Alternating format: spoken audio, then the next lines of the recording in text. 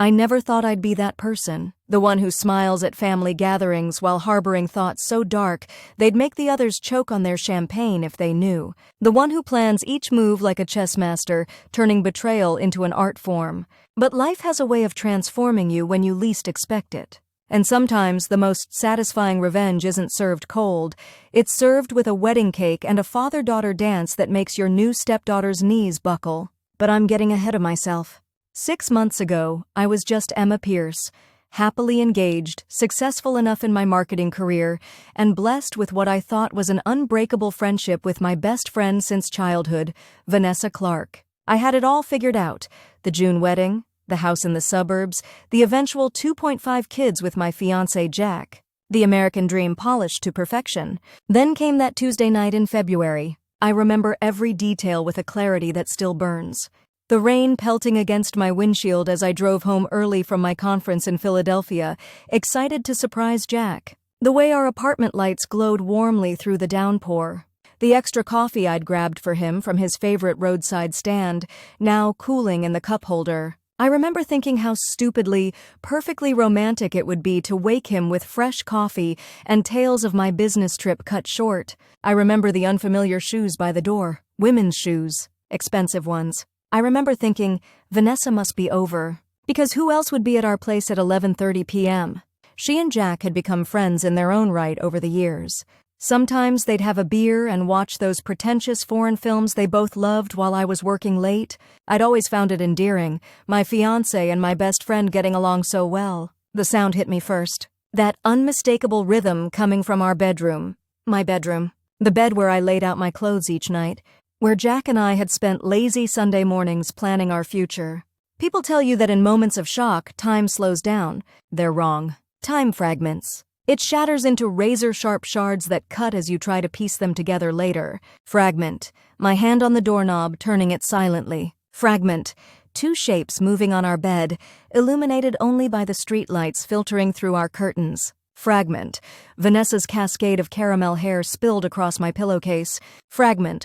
Jack's voice saying her name in a way he'd never said mine. Fragment. The coffee slipping from my fingers, splashing across the hardwood floor I'd insisted on when we moved in. They didn't notice me at first. I stood there for what felt like eternity, unable to move, unable to speak, my body completely disconnected from my mind. I'd never understood the phrase out-of-body experience until that moment, watching from somewhere near the ceiling as my life imploded below. It was Vanessa who saw me first, her eyes meeting mine over Jack's shoulder, widening in what I initially mistook for shame. Now I recognize it was merely surprise, irritation at the interruption perhaps. There was no remorse in those familiar green eyes I'd shared secrets with since we were 12. "Emma," she said, her voice oddly calm. Not the voice of someone caught in an unspeakable betrayal. The voice of someone merely dealing with an inconvenience. Jack whipped around then, scrambling to cover himself with our sheets, our wedding registry sheets, the expensive ones his mother had insisted on. "You're not supposed to be home until tomorrow," he said. Those words. Not, "This isn't what it looks like," or "I can explain," or any of the other cliches I might have expected. Just the simple accusation that I had somehow violated their privacy by coming home to my own apartment a day early. I didn't scream. I didn't throw things. I simply turned and walked out, my body moving of its own accord while my mind remained frozen in that doorway. I drove to a hotel, checked in with mechanical precision, and sat on the edge of the bed in my coat until morning. They both called and texted throughout the night. I remember staring at my phone as it lit up again and again, watching their names appear with a detached curiosity. What could they possibly say? What words could possibly matter now? I didn't cry that night. The tears would come later, in endless waves that threatened to drown me. But that night, I felt nothing but a strange, hollow emptiness spreading through my chest like frost. The next morning, I called my boss and took a personal week. Then I checked out of the hotel and drove to my parents' house 2 hours away. They were in Arizona for the winter, so I had the place to myself, a quiet, empty sanctuary where I could begin to process what had happened. It wasn't until I was sitting in my childhood bedroom, surrounded by remnants of my former self, debate team trophies, prom photos, the stuffed bear Vanessa had given me for my 16th birthday, that the numbness finally cracked. I cried until I retched. I cried until my eyes swelled nearly shut. I cried until there was nothing left but dry, heaving sobs that felt like they were tearing my chest apart. 12 years of friendship with Vanessa. 4 years with Jack. 2 years engaged. All of it a lie. The betrayal was total and complete. It wasn't a drunken mistake or a moment of weakness. The familiarity of their interaction told me everything I needed to know. This had been going on for some time, behind my back while I planned our wedding, while Vanessa helped me choose my dress, while she agreed to be my maid of honor. When I finally checked my messages the next day, the narrative they'd constructed was already taking shape. Jack claimed it had just happened, a few times. That he'd been stressed about the wedding. That he still loved me. Vanessa said she'd been in a dark place since her breakup with Ryan 6 months ago, that she'd never meant to hurt me. That we could work through this. As if our friendship was a sweater with a loose thread, not a relationship dynamited beyond recognition. I blocked them both. For the next week, I existed in a fog of grief, moving through my parents' house like a ghost. I canceled wedding vendors in between crying jags. I informed close family members in flat, emotionless calls. I arranged for a friend to pack some of my things from the apartment and bring them to me. I couldn't bear the thought of seeing either of them. "You need to eat something," Sarah, my colleague who'd brought my clothes, said as she sat across from me at my parents' kitchen table. She'd been the one to help me cancel the venue, to call my relatives. She'd stepped up in ways I couldn't have anticipated. "I'm not hungry," I replied, staring at the sandwich she'd made me. "I know. Eat anyway." She pushed the plate closer. "You're going to need your strength." "For what?" I asked, my voice hollow. "There's nothing left to do. It's over." Sarah's eyes narrowed slightly. "Over? Emma, your life isn't over because 2 trash humans betrayed you. This is just the beginning." "The beginning of what?" "Of whatever you want. You're free now. Free of a man who didn't deserve you and a friend who never really was one." I laughed bitterly. "Free. I feel like I'm in prison. I can't sleep. I can't eat. I can't stop seeing them together." "That will pass," she said with a certainty I couldn't fathom. "And when it does, you'll rebuild. Better than before." I took a small bite of the sandwich to placate her, not believing a word she said. But as the days turned into weeks, something strange happened. The crying jags became less frequent. The hollow feeling in my chest began to fill with something else. Something hot and sharp and clarifying. Anger. It started as a pilot light, a tiny flame easily extinguished by waves of sadness. But each time I thought of them together, planning their betrayal, laughing at my obliviousness, touching each other in my bed, the flame grew stronger. I began to sleep again, but my dreams were vivid and violent. I'd wake up sweating, heart racing, having just watched myself destroy everything they loved. In my dreams, I was powerful. I was vengeful. I was a goddess of righteous fury. In reality, I was still just Emma, sitting in my childhood bedroom, trying to figure out what came next. "You need to get out of this house," Sarah insisted during one of her visits, exactly 1 month after the discovery, as I'd come to call it. "Come stay with me in the city for a while. Change of scenery." "I can't go back there," I said. The thought of potentially running into them made me physically ill. "They don't own the city, Emma. Besides, Jack texted me yesterday. He moved to Chicago for that job offer he got. Apparently Vanessa's going with him." The news hit me like a physical blow. So they were together now, officially, building a life on the ruins of mine. "All the more reason for you to reclaim your space," Sarah continued. "Come back. Start over. Show them you're not broken." But I was broken. I just wasn't sure they deserved to know that. The next day, I packed my bags and moved into Sarah's spare room in the city. I'd decided she was right. I needed to reclaim my life, my space, my power. I couldn't do that hiding in my parents' house. My first week back, I kept to Sarah's apartment, working remotely and venturing out only for necessities. But by the second week, something in me shifted. I was tired of feeling afraid, tired of letting them dictate my movements, my feelings, my life.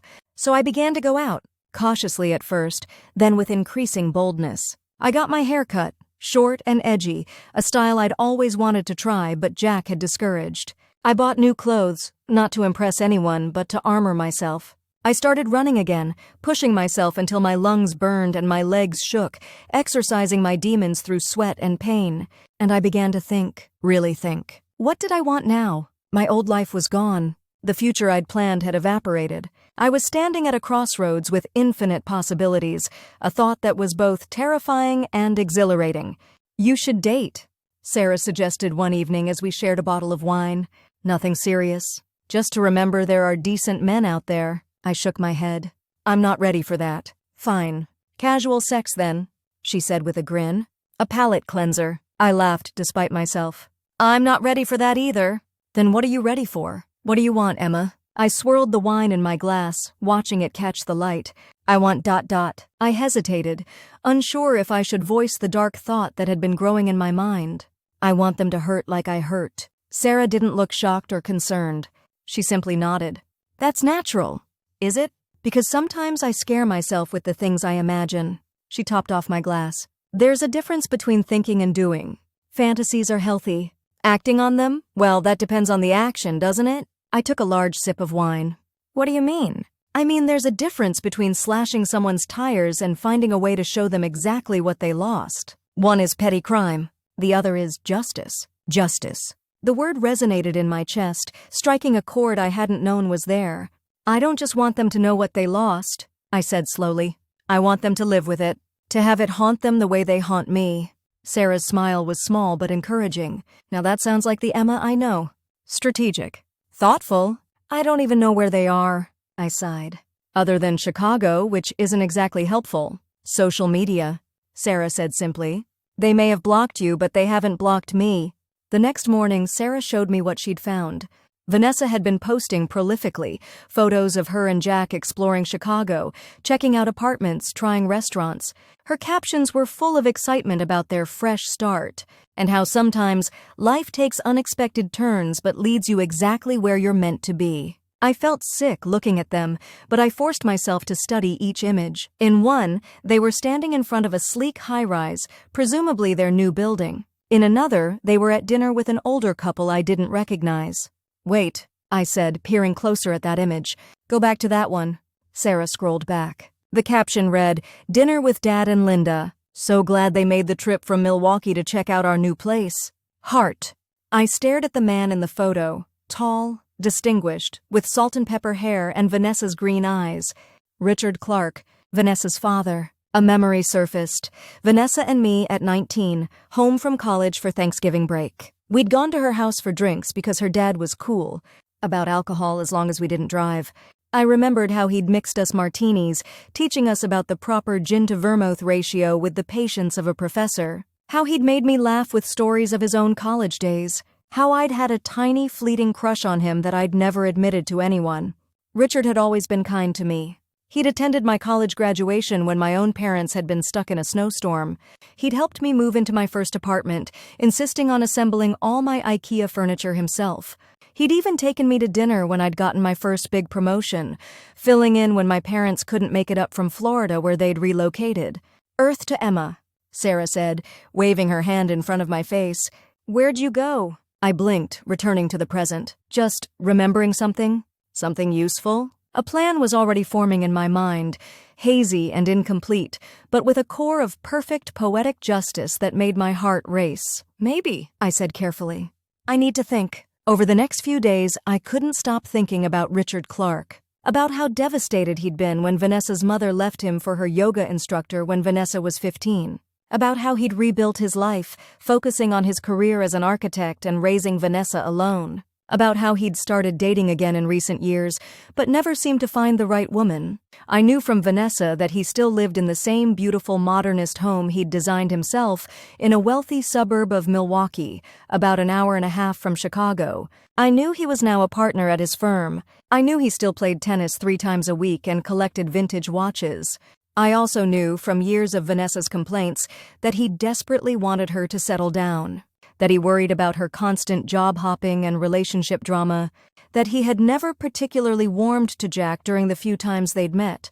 An idea was taking shape, something so audacious, so perfectly calibrated for maximum impact that it both thrilled and terrified me. What if I reconnected with Richard? What if I cultivated a relationship with him? What if I became everything Vanessa wasn't, stable, attentive, loving toward her father? What if I married him? The thought should have horrified me. It should have felt wrong, manipulative, cruel, but in my darkest moments it felt like poetry, like karma, like the perfect closing of a circle. Vanessa had taken my fiancé. What if I became her stepmother? I didn't share this thought with Sarah. It felt too raw, too dangerous to voice aloud. Instead, I began my research. I found Richard on LinkedIn and Facebook. I studied his posts, his professional accomplishments, his social circle. I learned he had recently received a significant industry award. I learned he supported several environmental charities. I learned he still went on an annual fishing trip with his college roommates. I was building a blueprint for connection, identifying the points where our lives could naturally intersect again. The opportunity came sooner than I expected.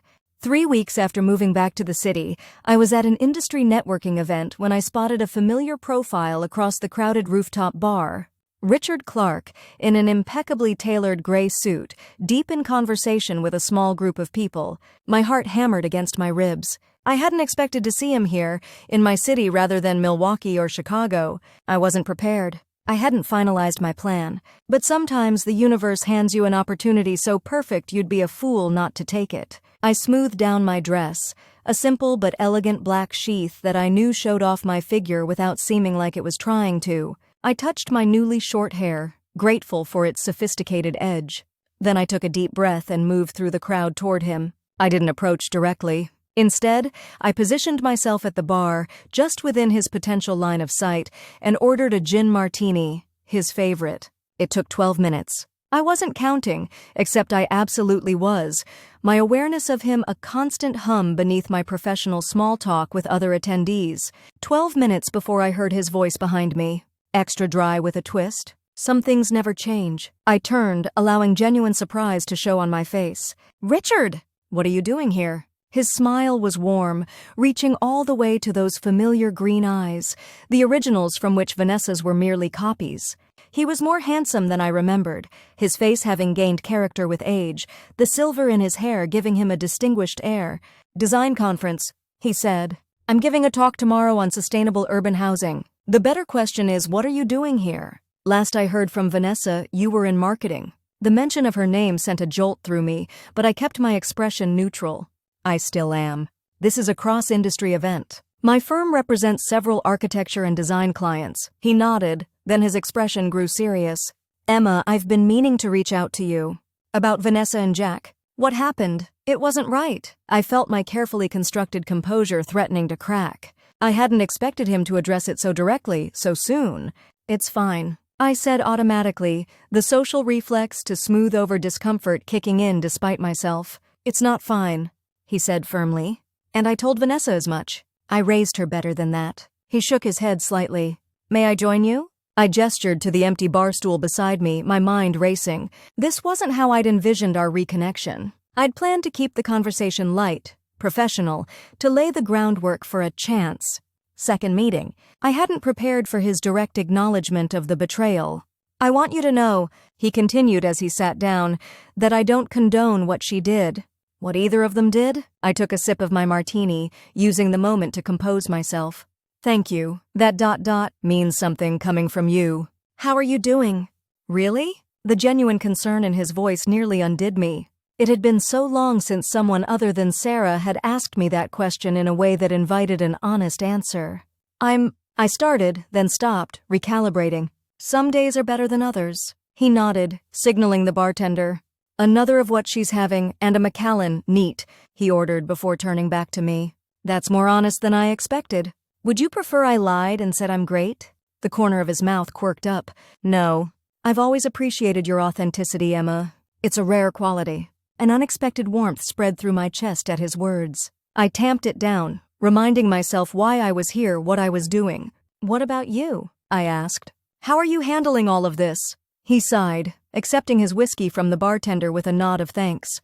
"Disappointed, mainly. In Vanessa, of course, but also in myself. I keep wondering where I went wrong, what I missed in raising her that she could do something like this to someone she claimed to love." "You didn't do anything wrong," I said automatically. The irony of me comforting him wasn't lost on me. Vanessa made her own choices. Adult children are reflections of their parents, whether we like it or not. He took a sip of his whiskey. "But enough about that. Tell me about your work. You seem to be doing well professionally, at least." The conversation shifted then, moving to safer ground. We discussed my recent projects, his upcoming lecture, the changes in the city since he'd last visited. It was easy, comfortable, like reconnecting with an old friend, which in many ways he was. As we talked, I studied him covertly, the way his eyes crinkled when he laughed, the precise gestures of his hands as he explained a concept, the attentive way he listened, fully present in a way few people are. I could see why he was successful, why clients and colleagues respected him. I could also see a loneliness in him that I recognized, the slight hesitation when mentioning holiday plans, the way he lingered over his drink rather than rushing off to another conversation. Richard Clark was a man who had built a good life for himself, but perhaps not a complete one. This realization sent a twinge of guilt through me. Using this man's loneliness as a weapon against his daughter suddenly seemed cruel in a way I hadn't fully considered. But then he mentioned Vanessa again, casually referencing her and Jack's apartment hunt in Chicago, and the guilt evaporated like morning mist under a harsh sun. "They're looking at Streeterville," he said, shaking his head slightly. "The prices there are outrageous, but Vanessa always did have expensive taste. Jack seems willing to go along with whatever she wants." The casual mention of their new life together, their domestic bliss built on the ruins of my happiness, reignited the cold flame of purpose in my chest.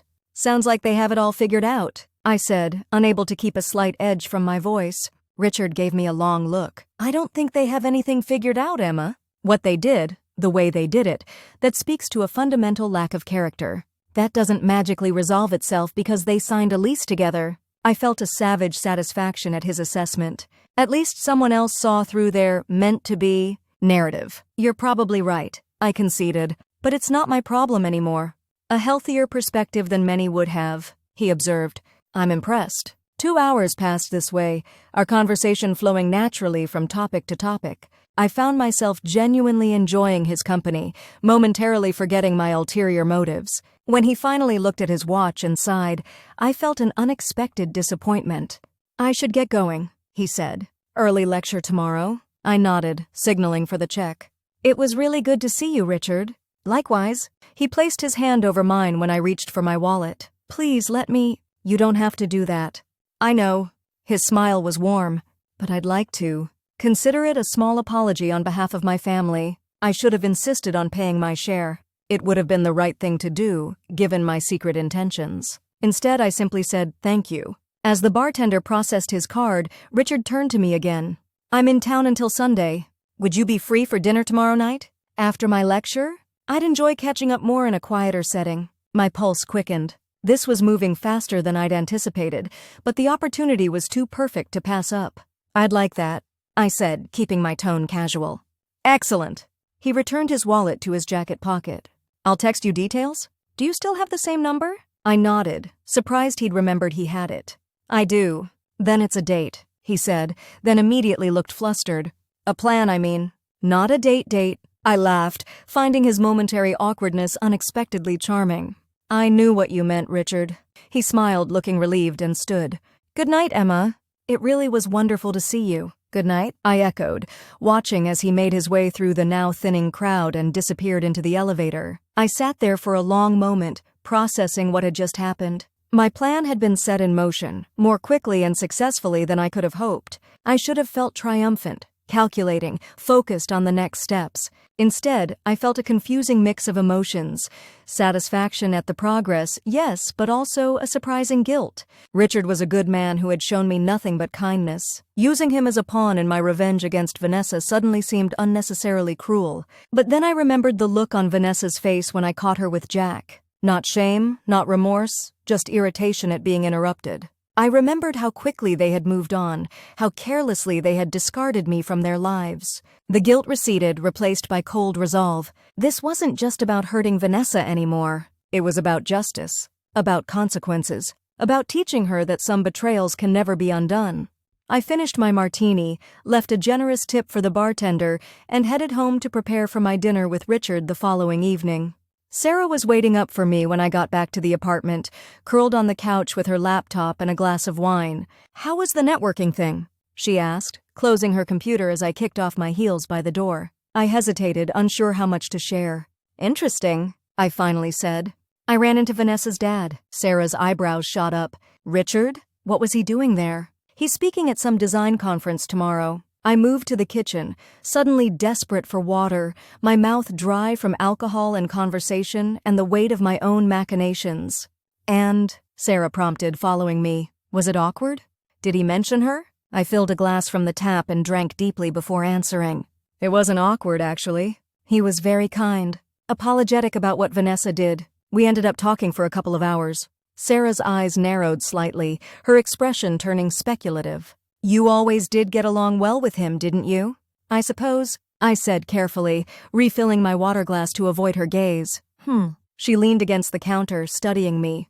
You know, Richard Clark is quite the catch. Successful, distinguished, financially secure. And he can't be more than, 50? 52, I corrected automatically, then cursed myself for revealing I knew that detail. Sarah's smile was slow and knowing. Just saying. There would be a certain poetry to it. I stared at her, a chill running through me. Had I been that transparent? Or did Sarah simply know me too well? I don't know what you're implying, I said, my voice unnaturally stiff. Don't you? She took a sip of her wine. Look, I'm not judging. I think it's brilliant, actually. There's nothing to be brilliant, I insisted. I ran into an old family friend and we had a pleasant conversation. That's all. If you say so. She pushed off from the counter. But if you're having dinner with him tomorrow night, you might want to wear that burgundy wrap dress. It makes your eyes look amazing. I gaped at her, completely caught off guard. How did you, please, she scoffed. You have that look you get when you're planning something. And you kept touching your hair while we were talking, which you only do when you're thinking about how you'll look to someone. I sighed, defeated. It's not a date. It's just dinner. Uh-huh. She started toward her bedroom, then paused. Emma, just be careful, okay? Not about Vanessa, she deserves whatever comes her way. But with yourself. Make sure whatever you're doing is really what you want, not just what will hurt her the most. With that parting wisdom, she disappeared down the hallway, leaving me alone with my water glass and my conscience. The truth was, I didn't know what I wanted anymore. Revenge, yes. Justice, absolutely. But beyond that? The future was a blank page, simultaneously terrifying and full of possibility. For now, I decided I would focus on dinner with Richard tomorrow, one step at a time. The next day passed in a blur of anticipation and preparation. I threw myself into work, trying to distract myself from the evening ahead, but my concentration was fractured at best. By mid-afternoon, I gave up pretending to be productive and left the office early, claiming a migraine. Back at Sarah's apartment, I took a long shower, shaved my legs, a habit I'd abandoned in the immediate aftermath of the discovery, and spent more time than usual on my makeup, natural but flawless, emphasizing my eyes with subtle, smoky shadow. Sarah had been right about the burgundy dress. It was sophisticated without being overtly sexy, hitting just below the knee with a wrap style that flattered my figure. I paired it with black heels and simple gold jewelry, elegant but not trying too hard.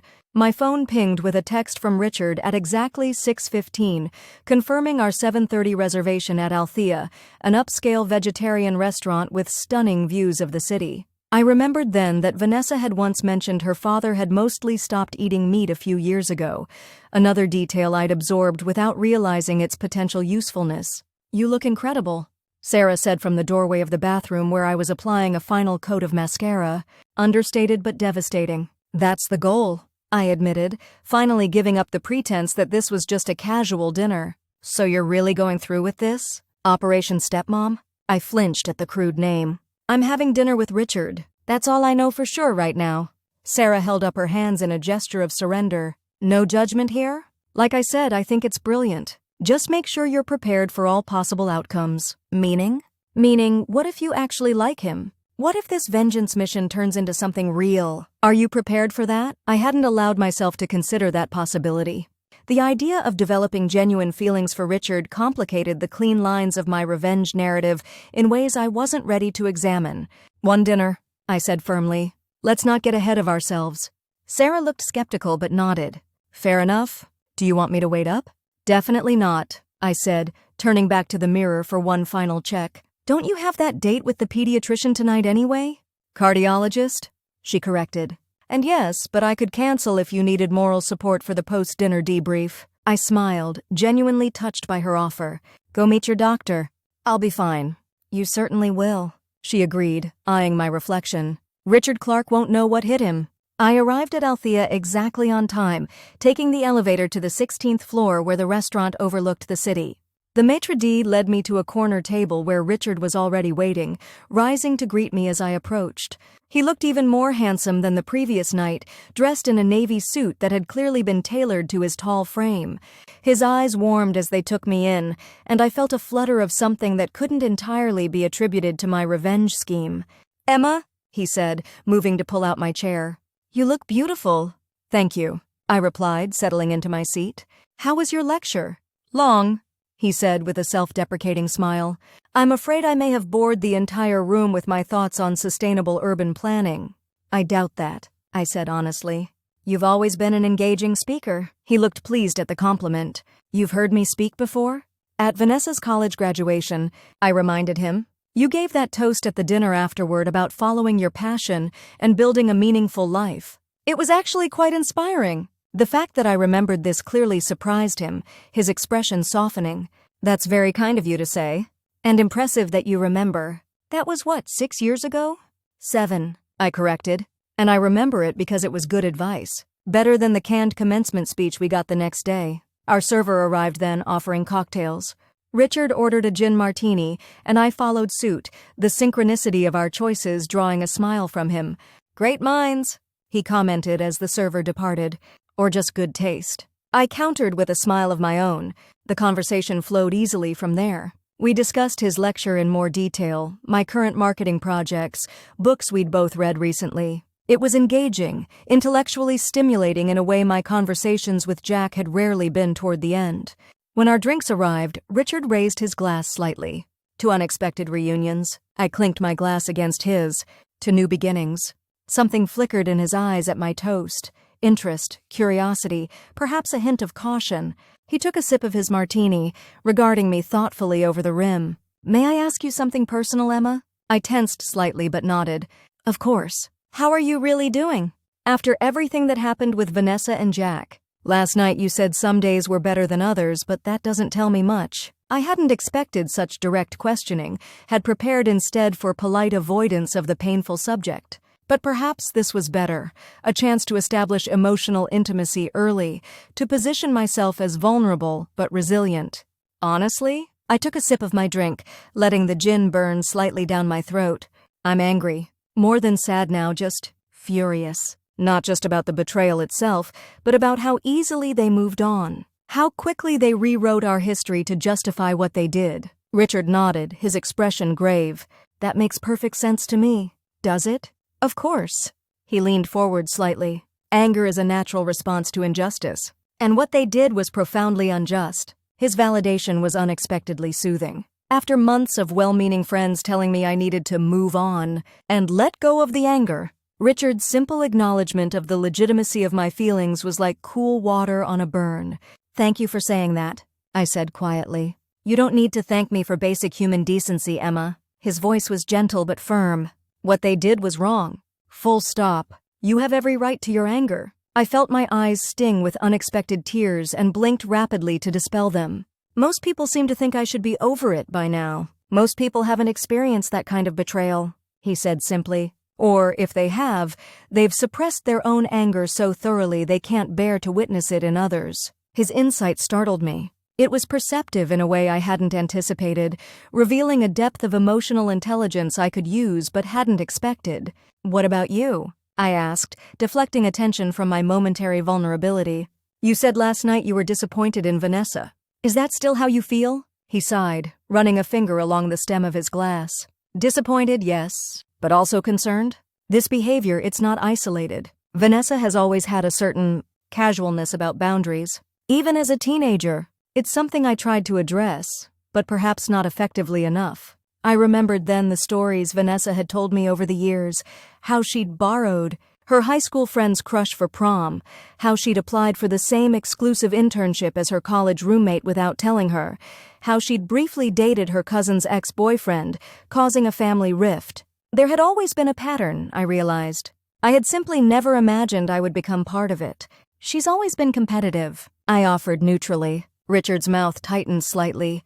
"Competition is wanting to win fairly. What Vanessa does is different. She wants what others have simply because they have it.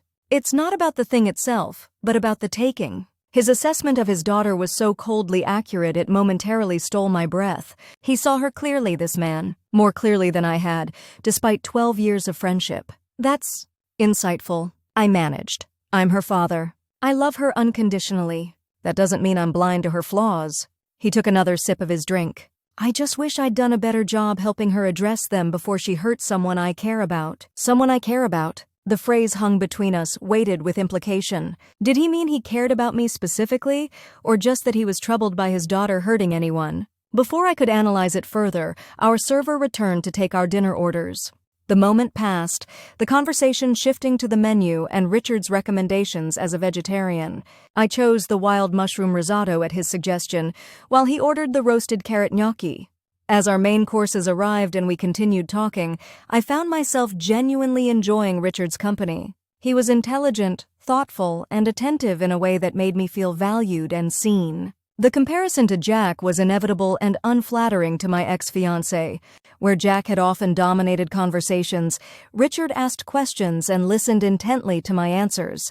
Where Jack had been dismissive of opinions that differed from his own, Richard engaged with my thoughts respectfully even when we disagreed. By dessert, a single dark chocolate tart we agreed to share, I was experiencing an uncomfortable realization. I liked Richard. Not as a means to an end, not as Vanessa's father and the key to my elaborate revenge, but as a man. A person I genuinely enjoyed being around. This wasn't part of the plan. It complicated things immeasurably. "You've gone quiet," he observed as the server placed the dessert between us with 2 forks. "Did I say something wrong?" "Not at all," I assured him quickly. "Just processing, I guess. It's been a while since I've had a conversation this engaging." His expression softened. "I'm glad to hear that. I've enjoyed this evening tremendously." "So have I admitted, and was startled to realize how truthful that statement was. We both reached for the dessert at the same time, our hands brushing briefly. I felt a small jolt at the contact and withdrew my hand quickly, gesturing for him to go ahead. "Please, you first." He shook his head. "I insist. I'm trying to cut back on sugar anyway. This was purely for your benefit." The small kindness made me smile. "In that case, thank you." As I took a bite of the rich dessert, I noticed Richard watching me with an expression I couldn't quite interpret, something between curiosity and admiration. "May I ask you something else, Emma?" he said after a moment. I nodded, setting down my fork. "Of course. Why did you agree to have dinner with me tonight?" The directness of the question caught me off guard. I had prepared various responses for many possible questions, but not this one, not asked so plainly, so directly. I began, then stopped, uncertain how to proceed. The truth was unthinkable. A lie felt wrong, given the unexpected authenticity of our evening. "I'm not asking because I'm not glad you did," he continued, his voice gentle. "I'm asking because I want to understand your expectations, your boundaries." I took a breath, deciding on a version of the truth that omitted my darker motivations. "I agreed because I've always enjoyed your company, because you were kind to me during a difficult time in my life. Because I could use a friend right now who knew me before all of this happened but isn't directly involved in it." He studied me for a long moment, his green eyes thoughtful. "That makes sense. And I'm honored to be that friend for you?" "Friend?" The word both relieved and disappointed me, which was its own confusing realization. "What about you?" I countered. "Why did you ask me to dinner?" A small smile played at the corners of his mouth, for many of the same reasons. "I've always enjoyed your company as well. I admired your intelligence, your resilience. And yes, I felt terrible about what Vanessa did and wanted to make amends in some small way, though I know that's not really possible." I nodded, accepting his explanation. It matched what I'd expected, what I'd hoped for when engineering this reconnection. "But," he continued, and I felt myself tense slightly at the word, "I also asked you to dinner because I've always found you attractive, Emma. Not just physically, though certainly that, but as a complete person. I've always thought Jack was fortunate to have found you, and I've always been slightly ashamed of that observation, given that you were my daughter's best friend and 20 years my junior." My heart was suddenly pounding in my chest, a flush creeping up my neck. This direct acknowledgement of attraction was unexpected, throwing my carefully constructed plan into disarray. I had intended to be the pursuer, to gradually seduce Richard as part of my revenge against Vanessa. I hadn't anticipated him being so forthright about his own interest. I don't know what to say," I stammered, genuinely flustered. "You don't need to say anything," he assured me quickly. "I'm not expecting anything from you. I just believe in honesty, especially after what you've been through with deception. I wanted you to know where I stand." I took a sip of water, trying to collect my thoughts. I appreciate your honesty, I finally said. And I'm not uninterested. But it's complicated. He nodded, looking relieved at my response. Of course it's complicated. I'm Vanessa's father. You're recently out of a serious relationship that ended traumatically. The timing is far from ideal. Very far, I agreed. But timing aside, he continued, his gaze steady on mine, I would like to see you again, Emma. If you're open to that? This was moving faster than I had planned, the control shifting from me to him in ways I hadn't anticipated. Yet the core of my plan remained viable, perhaps even strengthened by his evident interest. I would like that too, I said softly. But I think we should proceed carefully. For both our sakes. His smile was warm, genuine. Careful is my middle name. Ask anyone who's ever worked with me on a building design. The joke broke the tension and I laughed, grateful for the moment of lightness. Careful suits you. It's a good quality in an architect. And in a potential suitor? He asked, his tone teasing but his eyes serious. Especially then, I agreed. The rest of the evening passed in a pleasant haze.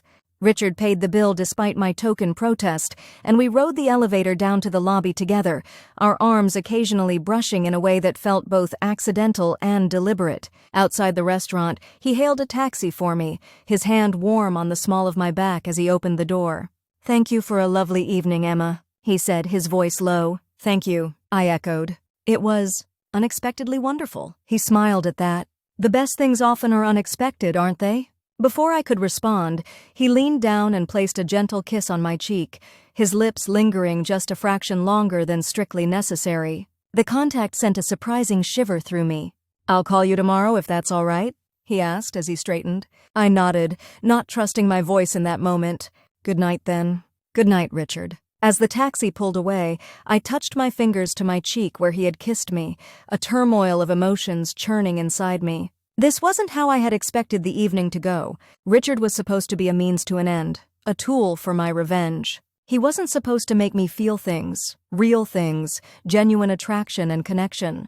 But perhaps this was better. If I developed real feelings for Richard, if our relationship had authentic elements, wouldn't that make the revenge all the sweeter? It wouldn't be just a cold, calculated move anymore, but something with its own independent value. And when Vanessa discovered it, when she realized her father had chosen me, truly chosen me, not as part of some scheme but because he genuinely wanted me, wouldn't that hurt her even more deeply?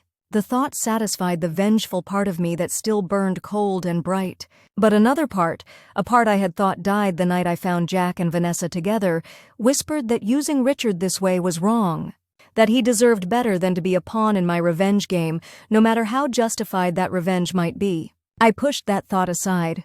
Richard was an adult. He had made his interest clear. And if something real developed between us, what was the harm in that? The fact that it would devastate Vanessa was simply a bonus, karma's way of balancing the scales. By the time the taxi pulled up to Sarah's building, I had rationalized my way back to my original plan, with some modifications to account for Richard's unexpected directness and evident attraction. This could still work. It could work even better than I had hoped. Sarah was still out with her cardiologist when I got home. I kicked off my heels by the door, poured myself a glass of water, and sat on the couch, replaying the evening in my mind. Richard would call tomorrow. We would see each other again. Things would progress naturally, and eventually, Vanessa would discover that her father had fallen for the woman she had betrayed so carelessly. Her new stepmother would be the former best friend whose life she had destroyed. It was perfect. Poetic. Justice served not cold, but at the perfect temperature. I just needed to ignore the voice inside me that whispered it was wrong to use a good man this way. That voice had no place in my new reality. That voice belonged to the old Emma, the trusting, naive woman who had believed in friendship and fidelity and happily ever after. That Emma was gone. In her place was someone new, someone harder, sharper, more determined. Someone who wouldn't rest until balance was restored. Someone who would do whatever it took to make Vanessa understand exactly what she had lost when she betrayed me. Richard called the next morning, just as he'd promised. I was at my desk at work, trying to focus on a client presentation, when my phone lit up with his name. Good morning, I answered, trying to keep my voice professional in case any colleagues were listening. Good morning, Emma, he replied, his deep voice sending an unexpected flutter through me. I hope I'm not disturbing you at work. Not at all, I assured him, standing and moving toward the empty break room for privacy. Just working on a presentation. I'll be brief then. I wanted to thank you again for last night. It was the highlight of my trip. I smiled despite myself. Mine too. I'm flying back to Milwaukee this afternoon, but I was wondering if you might be free next weekend. I could drive down, or perhaps you might want to visit Milwaukee. I could show you my city. The invitation was perfect, moving our connection forward without rushing, giving us extended time together in a new context. Yet I hesitated. Going to Milwaukee meant potentially being seen together by people who knew Vanessa. Was I ready for that? Was that part of my plan at this stage? That sounds lovely, I heard myself saying before I'd fully decided. But perhaps you could come here this time? I'm not sure I'm ready to face mutual acquaintances just yet. Of course, he said immediately. I completely understand. I'll come to you. Friday evening through Sunday? If that's not too much time at once, Friday through Sunday sounds perfect. I agreed. I can put together some ideas for things we might do. Don't go to too much trouble. I'm happy just spending time with you, Emma. His earnestness made my chest tight with conflicting emotions. I'm looking forward to it too. After we hung up, I sat in the break room for several minutes, trying to make sense of my feelings. Part of me was elated that my plan was progressing so smoothly. Another part felt increasingly uneasy about using Richard's evident sincerity for my own purposes. But then I remembered Jack's face when I caught them. The way he'd said, "You're not supposed to be home until tomorrow." The entitlement in his voice, as if I were the one who had done something wrong by interrupting their betrayal. The uneasiness faded, replaced by cold resolve. This wasn't just about revenge anymore. It was about justice. About consequences. About teaching both Jack and Vanessa that actions had repercussions that couldn't be escaped by moving to Chicago and starting fresh. I returned to my desk and threw myself into work, pushing thoughts of Richard, Vanessa, and my elaborate scheme to the back of my mind. There would be time enough for that this weekend. The days until Friday passed in a blur of preparation. I cleaned Sarah's apartment thoroughly, though she insisted it wasn't necessary since Richard wouldn't be staying there, bought groceries for potential meals together, researched events happening in the city that weekend, and spent more money than I should have on new clothes and lingerie. "You're nesting," Sarah observed on Thursday evening as she watched me arranging fresh flowers in a vase for the coffee table. "It's both adorable and slightly terrifying." "I'm not nesting," I protested. "I'm just being a good host." "Uh-huh." She sipped her tea, eyeing me over the rim. "And the new La Perla set I saw in your shopping bag is also just good hosting?" I felt my cheeks warm. "That's none of your business." "So things are progressing that quickly?" Her expression was more concerned than judgmental. "I thought this was a long game." "It is," I insisted. "But Richard is more direct than I expected, more forthright about his interest. And are you forthright about yours? Or is this still primarily about getting back at Vanessa?" The question made me uncomfortable. "It can be both," I said defensively. "I can be attracted to Richard as a person and still enjoy the fact that it will devastate Vanessa when she finds out." Sarah raised an eyebrow. "Can you, though? Doesn't one motive contaminate the other?"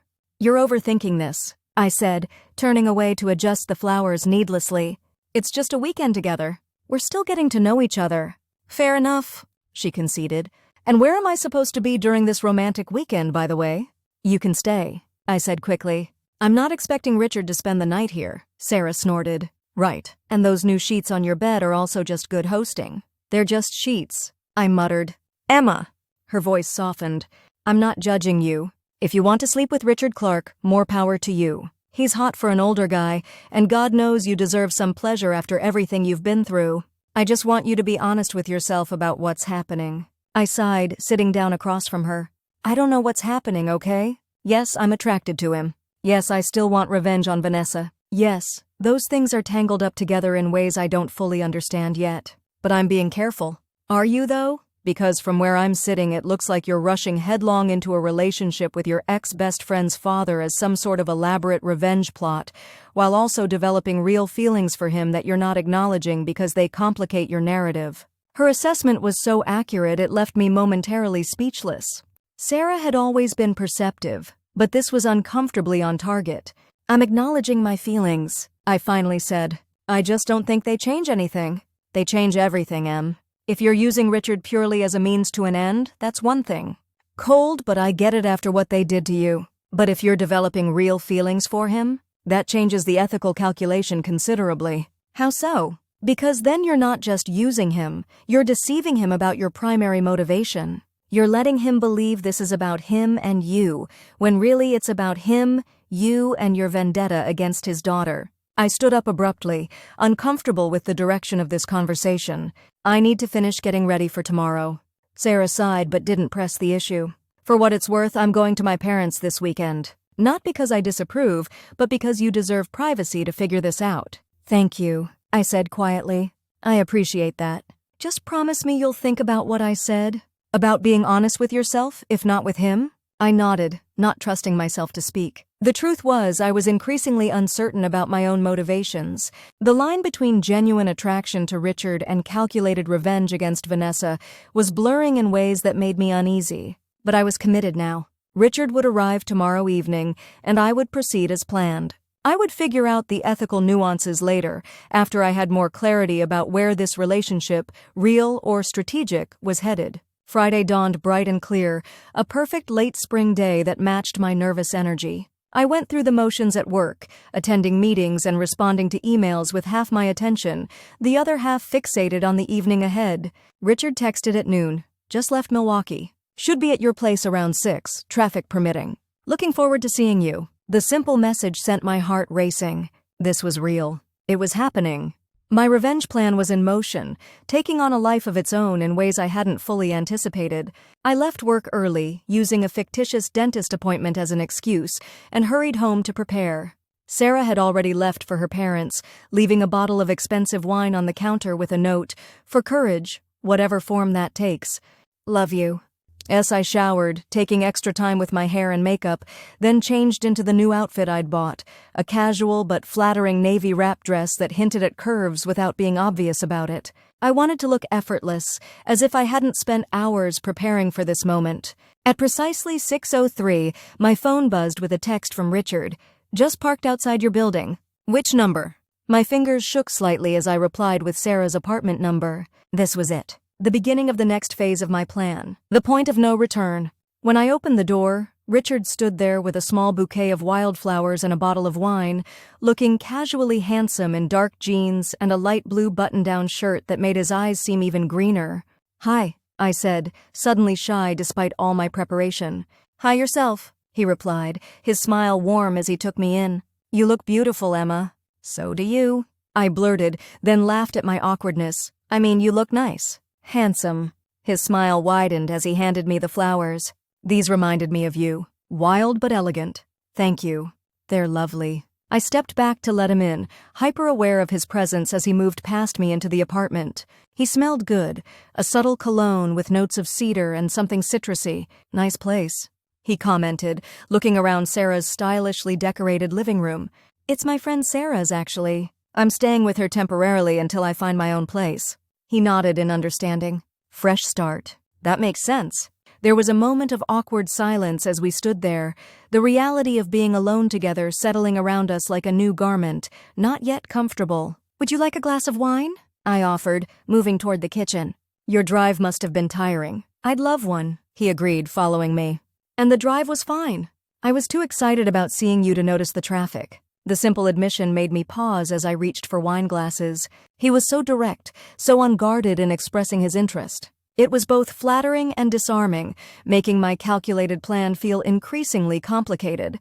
I was excited too, I admitted, pouring us each a glass of the wine he'd brought. "It's been a long week." "Tell me about it," he suggested, accepting the glass I offered. "I want to hear about your days, the mundane details. They're what make a person real." We moved to the couch, sitting close but not touching, and I found myself telling him about my week, the difficult client meeting, the office politics, the small triumph of landing a new account. He listened attentively, asking questions that showed he was genuinely interested, not just going through the motions. When I finished, he shared stories from his own week, a disagreement with a contractor, a promising young architect he was mentoring, the book he'd been reading on the evolution of urban spaces. It was easy, comfortable in a way I hadn't expected. By the time we'd finished our first glass of wine, the initial awkwardness had dissolved completely, replaced by the same connection we'd felt at dinner the previous week. "I made reservations at a restaurant nearby for 8 o'clock, I said, glancing at the clock. "But we could also order in if you're tired from the drive." I'm not tired at all, he assured me. And I'd love to go out. Show me your neighborhood. Dinner was at a small Italian place 3 blocks from Sarah's apartment. We walked there arm in arm, the early summer evening warm enough that we didn't need jackets. Richard asked questions about the area, seeming genuinely interested in my temporary home. At the restaurant, he pulled out my chair and ordered a bottle of Barolo after confirming I liked red wine. The gesture was old-fashioned but charming, far from the performative chivalry Jack had sometimes displayed when he wanted to impress others. "Tell me something I don't know about you, Emma," Richard said as our appetizers arrived. I considered the question, trying to decide what to share. "I'm learning to play the piano," I said finally. "I started taking lessons about 2 months ago. It's something I always wanted to do as a child, but my parents couldn't afford it." "That's wonderful," he said warmly.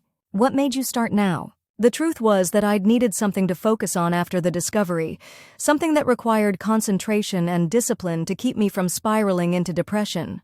But I wasn't ready to frame it that way. "New chapter, new skills," I said lightly. "What about you?"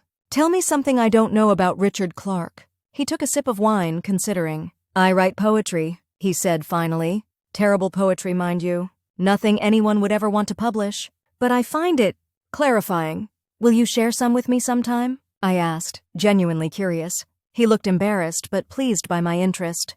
"Perhaps, if you promise not to judge too harshly." "I would never," I assured him. The rest of dinner passed in similar conversation, sharing small, personal details that built a more complete picture of each other. Richard told me about his childhood in Minnesota, his early struggles as an architect, his passion for environmental sustainability and design. I told him about my college years, my first job, my dream of someday starting my own boutique marketing firm. By the time we finished our tiramisu, sharing forkfuls across the table, I had almost forgotten my ulterior motive for being with him. Almost. As we walked back to Sarah's apartment, Richard took my hand, his fingers warm and secure around mine. The simple contact sent a current of awareness through me, a reminder of the attraction simmering beneath our comfortable conversation.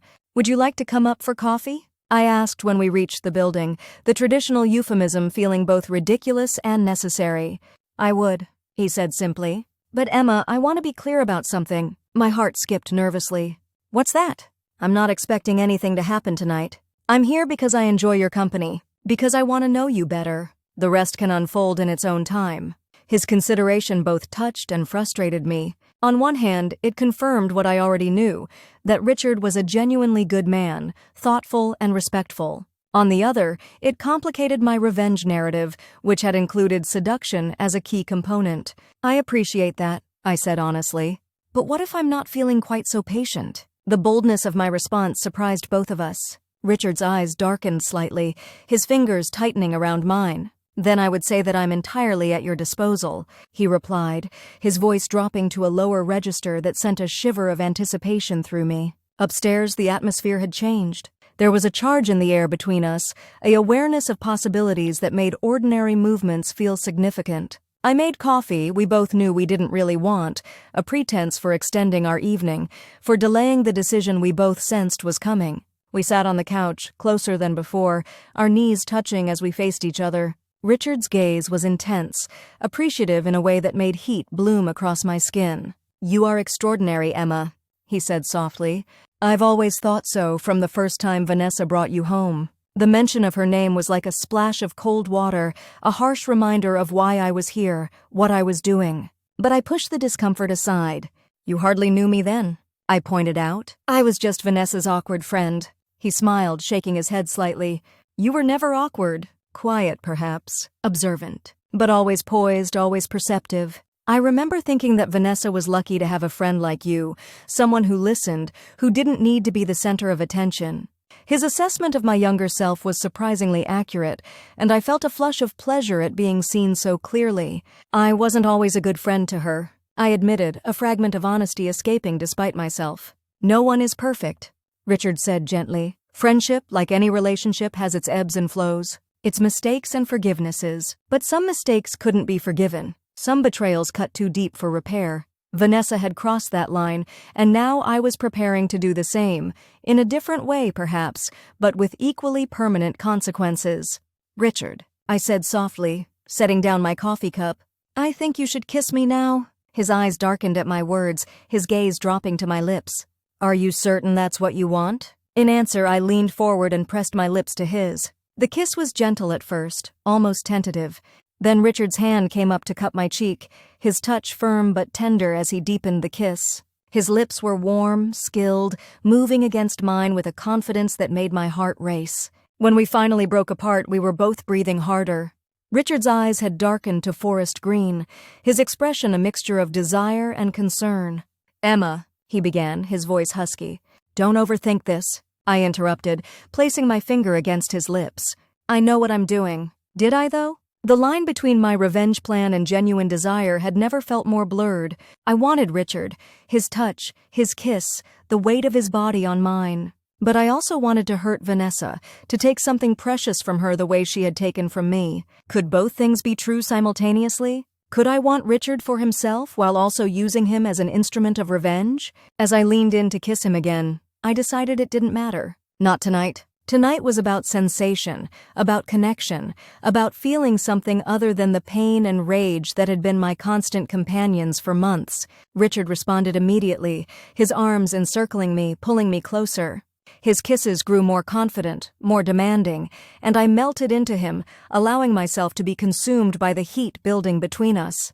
"You're beautiful," he murmured against my neck as his lips traced a path from my jaw to my collarbone. "So beautiful." I arched into his touch, my body responding with an eagerness that surprised me. It had been months since I'd been intimate with anyone, not since before the discovery. I'd forgotten how good it could feel to be wanted, to be touched with reverence and desire. Richard's hands were careful, attentive, learning my responses with the same focus he brought to everything. When he cupped my breast through my dress, his thumb brushing over the sensitive peak, I gasped, the sensation almost overwhelming after so long without touch. "Too much?" he asked immediately, his hand stilling. "No," I breathed. "Not enough." He smiled against my skin, resuming his exploration with renewed confidence. "Tell me what you want, Emma. Tell me what you need." What I wanted was complicated, layered with vengeance and desire and a hunger for connection I hadn't acknowledged even to myself. What I needed was simpler. "You?" I said, my voice barely above a whisper. "I want you." The admission hung between us, honest in ways I hadn't intended. Richard pulled back slightly, his eyes searching mine. "Are you sure? We can wait." "There's no rush." His consideration only intensified my desire.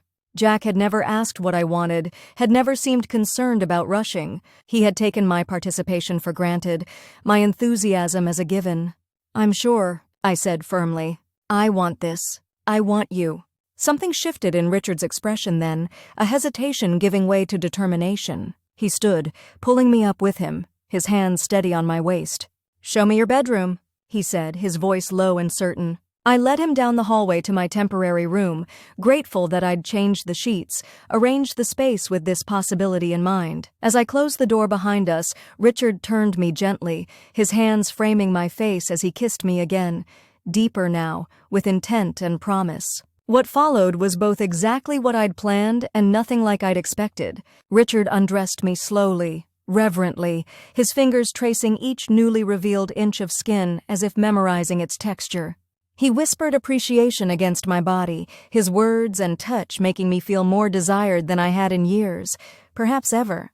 When I was naked before him, vulnerable in the soft lamplight, he stepped back to look at me, his expression one of genuine awe. "You are a masterpiece, Emma," he said softly. "Absolute perfection." I should have felt self-conscious, exposed. Instead, I felt powerful, beautiful, alive in ways I hadn't since before the discovery. I reached for him, unbuttoning his shirt with fingers that trembled slightly, revealing a chest more defined than I'd expected, dusted with silver-gray hair that tapered down to his stomach. "Your turn to be admired," I murmured, pushing the shirt from his shoulders. Richard let me undress him, his eyes never leaving mine as I unbuckled his belt, unzipped his jeans, pushed them down along with his boxer briefs. He was in excellent shape for a man of any age, his body lean and strong, his desire for me evident and flattering. When we were both naked, he pulled me against him, the full-body contact sending a jolt of electricity through me. His skin was warm, his heartbeat strong and rapid against my palm as I placed my hand on his chest. "Last chance to change your mind," he said, his voice strained with restraint. In answer, I took his hand and led him to the bed, pulling him down beside me. I don't want to change my mind. I want you, Richard. All of you. What followed was a revelation. Richard was a generous, attentive lover, focused entirely on my pleasure. He took his time, learning my body with hands and lips and tongue, bringing me to the edge again and again before finally allowing me release. When he eventually entered me, the connection felt both inevitable and overwhelming, a culmination I hadn't known I was seeking. Afterward, lying in his arms with my head on his chest, I felt a complex mixture of emotions. Satisfaction, yes, but also confusion, guilt, and a warmth I hadn't expected to feel for this man who was both my revenge tool and, increasingly, someone I genuinely cared for. "What are you thinking?" Richard asked, his fingers tracing lazy patterns on my bare shoulder. The truth was too complicated, too dark to share. Instead, I offered a fragment of honesty, that I'm glad you came this weekend, that this feels right somehow, even though it's complicated. He pressed a kiss to the top of my head. Complicated doesn't mean wrong, Emma. Sometimes the most worthwhile things are the most complex. If only he knew just how complex this situation truly was. How tangled my motivations, how potentially devastating the consequences when Vanessa discovered her father and I were involved. "I'm not looking for something casual," Richard continued, his voice thoughtful. "I want to be clear about that. I'm at a point in my life where I know what I want, and I don't see the value in pretending otherwise. I'm interested in building something real with you, if that's something you might want too." His directness caught me off guard. Again, he was moving faster than I had anticipated, making declarations I had planned to elicit gradually, as part of my careful seduction. I'd like that, I said cautiously. "But Richard, my life is complicated right now. I'm still putting pieces back together. I don't want to rush into anything, even though this feels good." He nodded, his expression understanding. "Of course. We can take this at whatever pace feels right for you. I just wanted you to know where I stand, that I'm serious about this, about you." The sincerity in his voice made my chest tight with conflicting emotions. Part of me was elated that my plan was working so perfectly. Richard was falling for me, making the eventual reveal to Vanessa all the more devastating. Another part felt increasingly uncomfortable with using this good, honest man as a weapon in my revenge scheme. But it was too late for second thoughts. I was committed now, the pieces already in motion. And besides, my attraction to Richard was real, my enjoyment of his company genuine. Was it really so wrong to pursue something that brought me pleasure, even if my initial motivation had been less than pure? "Thank you for telling me," I said, stretching up to kiss him softly. "For being honest about what you want." The irony of my words wasn't lost on me. Here I was, thanking him for honesty while hiding my deepest motivations. But perhaps that would change. Perhaps, as this relationship developed, revenge would become secondary to genuine connection. Or perhaps I was merely justifying my deception, softening the sharp edges of my plan to make it more palatable to my conscience. Richard pulled me closer, his arm secure around my waist. "Get some sleep," he murmured against my hair. "We have all weekend to talk, to figure things out." As I drifted off in his arms, I couldn't help but wonder what Vanessa would think if she could see us now. Her father and her former best friend entwined in post-coital intimacy. Would she feel betrayed as I had? Would she understand finally the depth of pain she had caused me? The thought brought a small, cold smile to my lips as sleep claimed me. This was just the beginning. The real satisfaction would come when she learned that her father had chosen me, genuinely chosen me, not just for a night, but for a future. That I would be a permanent fixture in her life, a constant reminder of her betrayal and its consequences. As I slipped into dreams, I imagined her face when she realized that her former best friend was now her stepmother. The shock, the hurt, the dawning comprehension that some actions couldn't be undone, some betrayals came full circle. It would be perfect. Poetic justice. The ultimate revenge. But as I dreamed, another thought whispered at the edges of my consciousness. At what cost? And to whom? I woke up the next morning to the unfamiliar but welcome weight of Richard's arm around my waist, his steady breathing warm against my neck. Sunlight filtered through Sarah's curtains, casting golden patterns across the rumpled sheets. For a moment, I allowed myself to simply feel the pleasant soreness in my body, the comforting heat of skin against skin, the strange sense of rightness I hadn't expected. Then reality crashed back in. This was Vanessa's father. I was sleeping with my ex-best friend's father as part of an elaborate revenge scheme. A scheme that was becoming more complicated with every passing hour, every tender touch, every genuine laugh we shared. Richard stirred beside me, his arm tightening slightly around my waist, before he placed a soft kiss on my shoulder. "Good morning," he murmured, his voice rough with sleep. "Did you rest well?" I turned in his arms to face him, taking in his tousled silver hair and sleepy green eyes, so like Vanessa's yet somehow warmer, kinder. "I did." "You? Better than I have in years," he said with a smile that made my heart do a complicated little flip, though I'm not sure how much of that was actual sleep versus other activities. I laughed, grateful for the lightness he brought to what could have been an awkward morning after.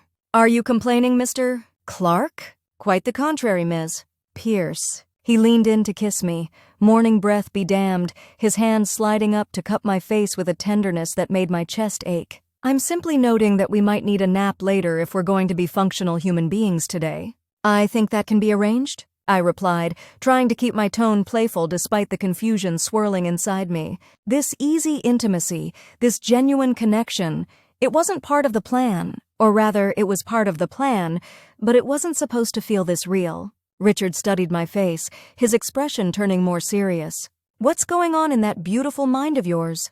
You seem far away suddenly." His perceptiveness was both appealing and dangerous. I forced a smile, reaching up to smooth his disheveled hair. "Just thinking about how unexpected this is. You and me, it's not where I imagined my life would be 6 months ago." "Regrets?" he asked quietly, a flash of vulnerability crossing his features. "No," I said, and was surprised to realize it wasn't entirely a lie. "Just processing. It's been a tumultuous year." He nodded, his thumb gently stroking my cheekbone. "I understand. And we can take this as slowly as you need to, Emma. Last night was wonderful, but it doesn't have to define our pace moving forward." His consideration only intensified my guilt. Richard Clark was a good man, thoughtful, attentive, genuinely concerned about my feelings and comfort. Using him in my revenge against Vanessa suddenly felt more complicated than it had in the abstract. But then I remembered how casually she had betrayed me, how effortlessly she and Jack had moved on with their perfect new life in Chicago. The coldness returned to my core, hardening my resolve. "I don't want to slow down," I said, snuggling closer to him. "I just want to be honest about the complexity. This isn't simple for either of us. The best things rarely are," he replied, dropping a kiss on my forehead. "Now how about I make us some breakfast? I make a mean omelet." We spent the morning in domestic tranquility that felt both surreal and strangely comfortable. Richard moved around Sarah's kitchen with easy confidence, finding pans and utensils as if he'd been there before. I perched on a bar stool, watching him cook, admiring the way his borrowed t-shirt, one I'd stolen from my brother years ago and kept as sleepwear, stretched across his shoulders. "What would you like to do today?" I asked as we ate the delicious omelets he'd prepared. "I have some ideas, but I wasn't sure what you'd enjoy." "I'm easy to please," he said with a warm smile. "Art, architecture, music, nature, I enjoy it all. Though I'd especially love to see your favorite places in the city. The spots that mean something to you." His answer was perfect, thoughtful and focused on knowing me better. It made executing my plan both easier and more morally complicated. "There's a small art gallery in the West Loop I think you'd love," I suggested. "And maybe the architectural boat tour this afternoon? The weather's supposed to be beautiful. Then dinner somewhere special tonight." Richard reached across the table to take my hand, his thumb brushing across my knuckles. "That sounds perfect. But Emma, we don't need to pack every minute. I'm happy just being with you, even if we're just walking or sitting in a park." The sincerity in his voice made my throat tight. Jack had always needed entertainment, stimulation, activity. He'd complained whenever we'd had unstructured time, finding it boring or wasteful. Richard's contentment with simply being together felt like a gift I wasn't sure I deserved. After breakfast, we showered together, an experience that led to a delay in our departure as hands wandered and kisses deepened under the warm spray. By the time we finally left the apartment, it was nearly noon, but neither of us seemed to mind the late start. The day unfolded with a natural, unhurried rhythm. At the gallery, Richard showed genuine interest in the artists I admired, asking insightful questions and sharing his own observations.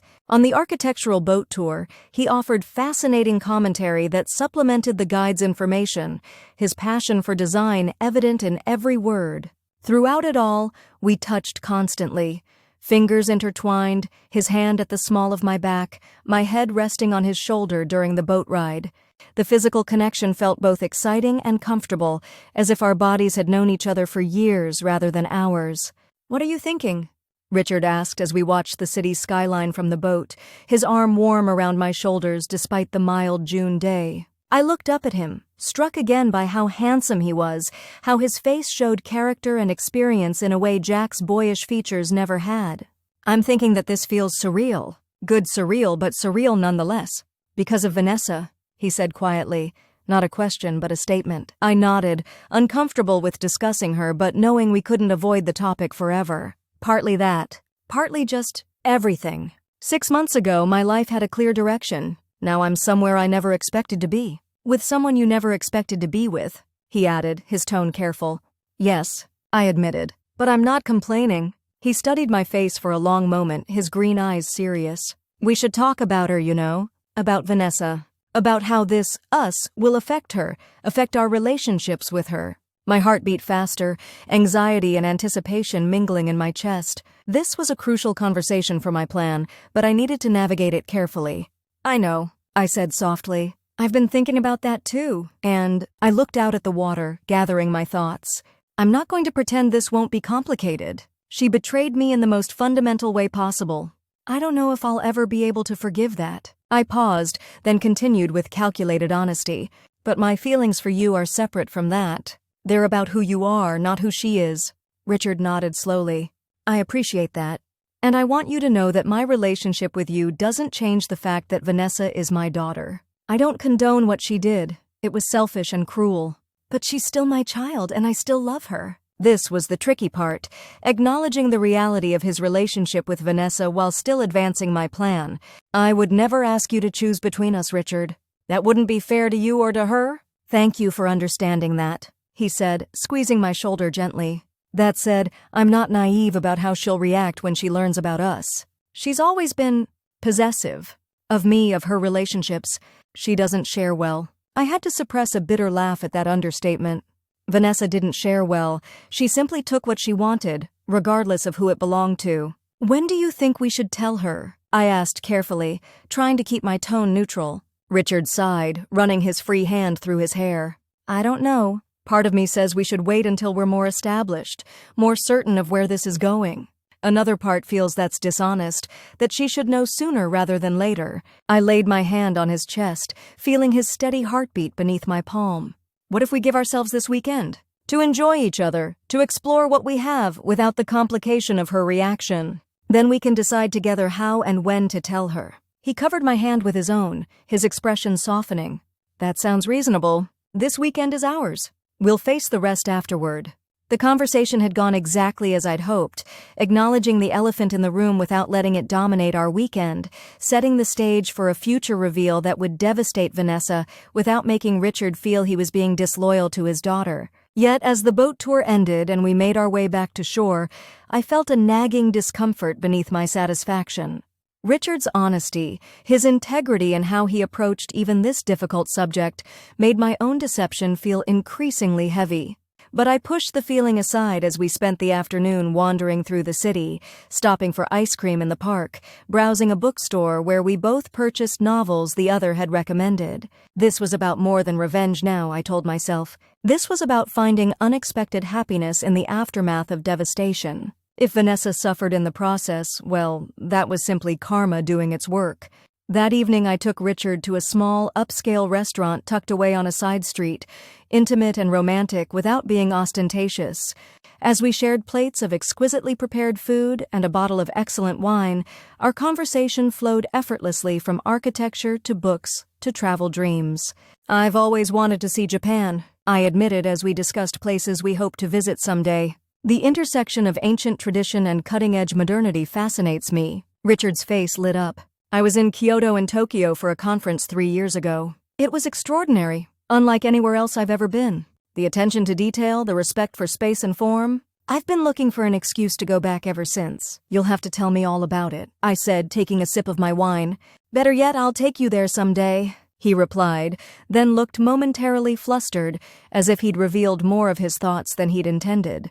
"I mean, if that's something you'd be interested in, someday." The sincerity in his voice, the way he was already imagining a future with me, sent a complicated mixture of emotions through me. Pleasure, guilt, triumph, uncertainty. "I'd like that," I said softly, meaning it more than I wanted to admit. Later, as we walked hand in hand back to Sarah's apartment, Richard pulled me closer, his arm around my waist as if he couldn't bear any distance between us. "Stay with me," I said impulsively as we reached the building. "Not just tonight. Tomorrow, too. Don't go back to Milwaukee yet." He looked down at me, his expression tender. "Are you sure?" "I don't want to overstay my welcome." "I'm sure," I replied, standing on tiptoe to kiss him softly. "I'm not ready for this weekend to end." His smile was radiant, warming me from the inside out. "Then I'll stay. As long as you want me." That night, our lovemaking was slower, deeper, more intimate than before. Richard worshipped my body with patient intensity, drawing responses from me I hadn't known I was capable of. Afterward, wrapped in his arms, I felt both more powerful and more vulnerable than I had in months. "You're extraordinary," he murmured against my hair as we drifted toward sleep. "I knew you would be, but I had no idea how much." His words penetrated the carefully constructed walls around my heart, finding the tender places I'd thought were safely guarded. In that moment, I almost told him the truth about my initial motivation, about how it had evolved into something more genuine, more complex. But I swallowed the confession, knowing it would destroy whatever was growing between us. Instead, I pressed closer to him, breathing in his scent, trying to live fully in this moment of connection without thinking about its origins or consequences. "Thank you for staying," I whispered, and felt him smile against my skin as sleep claimed us both. Sunday morning brought a gentle shift in our dynamic. The urgency of new attraction had mellowed into something more comfortable, more domestic. We made breakfast together, stealing kisses between flipping pancakes and brewing coffee. We read sections of the newspaper to each other, debating articles and sharing perspectives. It felt like a glimpse into a possible future, one I hadn't imagined for myself after the discovery, but one that suddenly seemed both appealing and attainable. "I should head back this afternoon," Richard said reluctantly as we washed dishes side by side. "I have an early meeting tomorrow I can't reschedule." Though I'd known this moment was coming, disappointment still washed through me. "I understand. Real life beckons." He turned to me, his soapy hands coming to rest on my waist. "This is real life too, Emma. Us. This connection. Don't doubt that for a second." I nodded, unable to speak around the sudden tightness in my throat. Despite everything, my initial motivation, the revenge I still craved, what had developed between us over this weekend felt genuinely real. And that reality was becoming increasingly difficult to reconcile with my plan. "When can I see you again?" he asked, his thumbs drawing small circles on my hips. "Whenever you want," I replied. "I could come to Milwaukee next weekend if that works for you." His eyes lit up. "I'd love that. I could show you my house, my city. Though I should warn you, if you come to Milwaukee, there's a chance we might run into people who know Vanessa. Are you ready for that?" The question brought me back to the central purpose of my plan. Running into people who knew Vanessa wasn't a risk, it was an objective. I wanted word to get back to her, wanted her to hear about her father's new relationship from mutual acquaintances before he had a chance to tell her directly, wanted the gossip to reach her, to imagine her shock and dismay as she realized who her father was dating. "I think I'm ready," I said, keeping my voice steady. "We can't hide forever. And I'd love to see your world." Richard's smile was worth any momentary guilt I felt. Then it settled. "You'll come on Friday? Stay the weekend?" "It's a date," I agreed, reaching up to kiss him softly. The rest of the morning passed too quickly. We packed Richard's overnight bag, exchanged books we wanted the other to read, made plans for the coming weekend. When it was finally time for him to leave, he held me longer than necessary at the door, his embrace conveying reluctance and promise simultaneously. "This weekend exceeded all my expectations, Emma," he said, framing my face with his hands. "Thank you for giving us a chance. Thank you for being patient," I replied, meaning it despite the calculation that still underlay my actions. "For understanding the complexity. Always," he promised, kissing me one last time before finally forcing himself to leave. After he was gone, I moved through Sarah's apartment in a daze of conflicting emotions. The weekend had been perfect from a strategic standpoint. Richard was clearly falling for me, setting the stage for the revenge I had planned so carefully. But it had also been perfect in ways I hadn't anticipated, touching parts of me I'd thought were dead after the discovery. I felt split in two. The cold, calculating Emma who wanted Vanessa to suffer, and the warm, responsive Emma who was genuinely falling for Richard Clark. How long could I maintain this division within myself before something broke? Sarah returned that evening, her eyes sharp with curiosity as she set her bag down in the living room. "Well?" she prompted when I didn't immediately speak. "How was your revenge date weekend?" "It was—" I hesitated, searching for words that could encompass the complexity of what had transpired. "Complicated." Sarah's expression softened as she studied my face. "Oh, honey, you're falling for him for real, aren't you?" "I don't know," I admitted, sinking onto the couch. "Maybe." "Yes. It's all tangled up. What's real? What's revenge? What's just healing?" She sat beside me, taking my hand in hers. "Tell me everything. Not the sex details, unless they're really good, but the emotional stuff. What's going on in that complicated heart of yours?" I found myself pouring out the events of the weekend, not just what had happened, but how it had felt. The connection, the comfort, the guilt, the determination. Sarah listened without interruption, her expression thoughtful. "So what happens now?" she asked when I finally fell silent. "Are you still going through with Operation Stepmom?" I winced at the crude name but nodded slowly. "Yes. I'm going to Milwaukee next weekend. The plan is still in motion. But it's not just about revenge anymore," I admitted. "I genuinely like him, Sarah. More than like him. He's everything Jack wasn't. Attentive, secure, genuinely interested in my thoughts and feelings. That's good, isn't it?" she asked carefully. "That you're not just using him?" I ran a hand through my hair in frustration. "I don't know. Yes. No. It makes everything more complicated. If this was just about revenge, I could execute the plan and walk away. But now you might actually want a future with Vanessa's dad, which means eventually dealing with Vanessa herself." Sarah finished for me, not just for the dramatic reveal, but for the long haul. "Exactly." I sighed, leaning back against the couch cushions. "I don't know if I can do that. If I can ever truly separate Richard from what his daughter did to me." Sarah was quiet for a moment, thinking. "Maybe you don't have to," she finally said. "Maybe that's not the point." "What do you mean?" "I mean, maybe it's not about separating them in your mind. Maybe it's about accepting that you can love him and still hate what she did.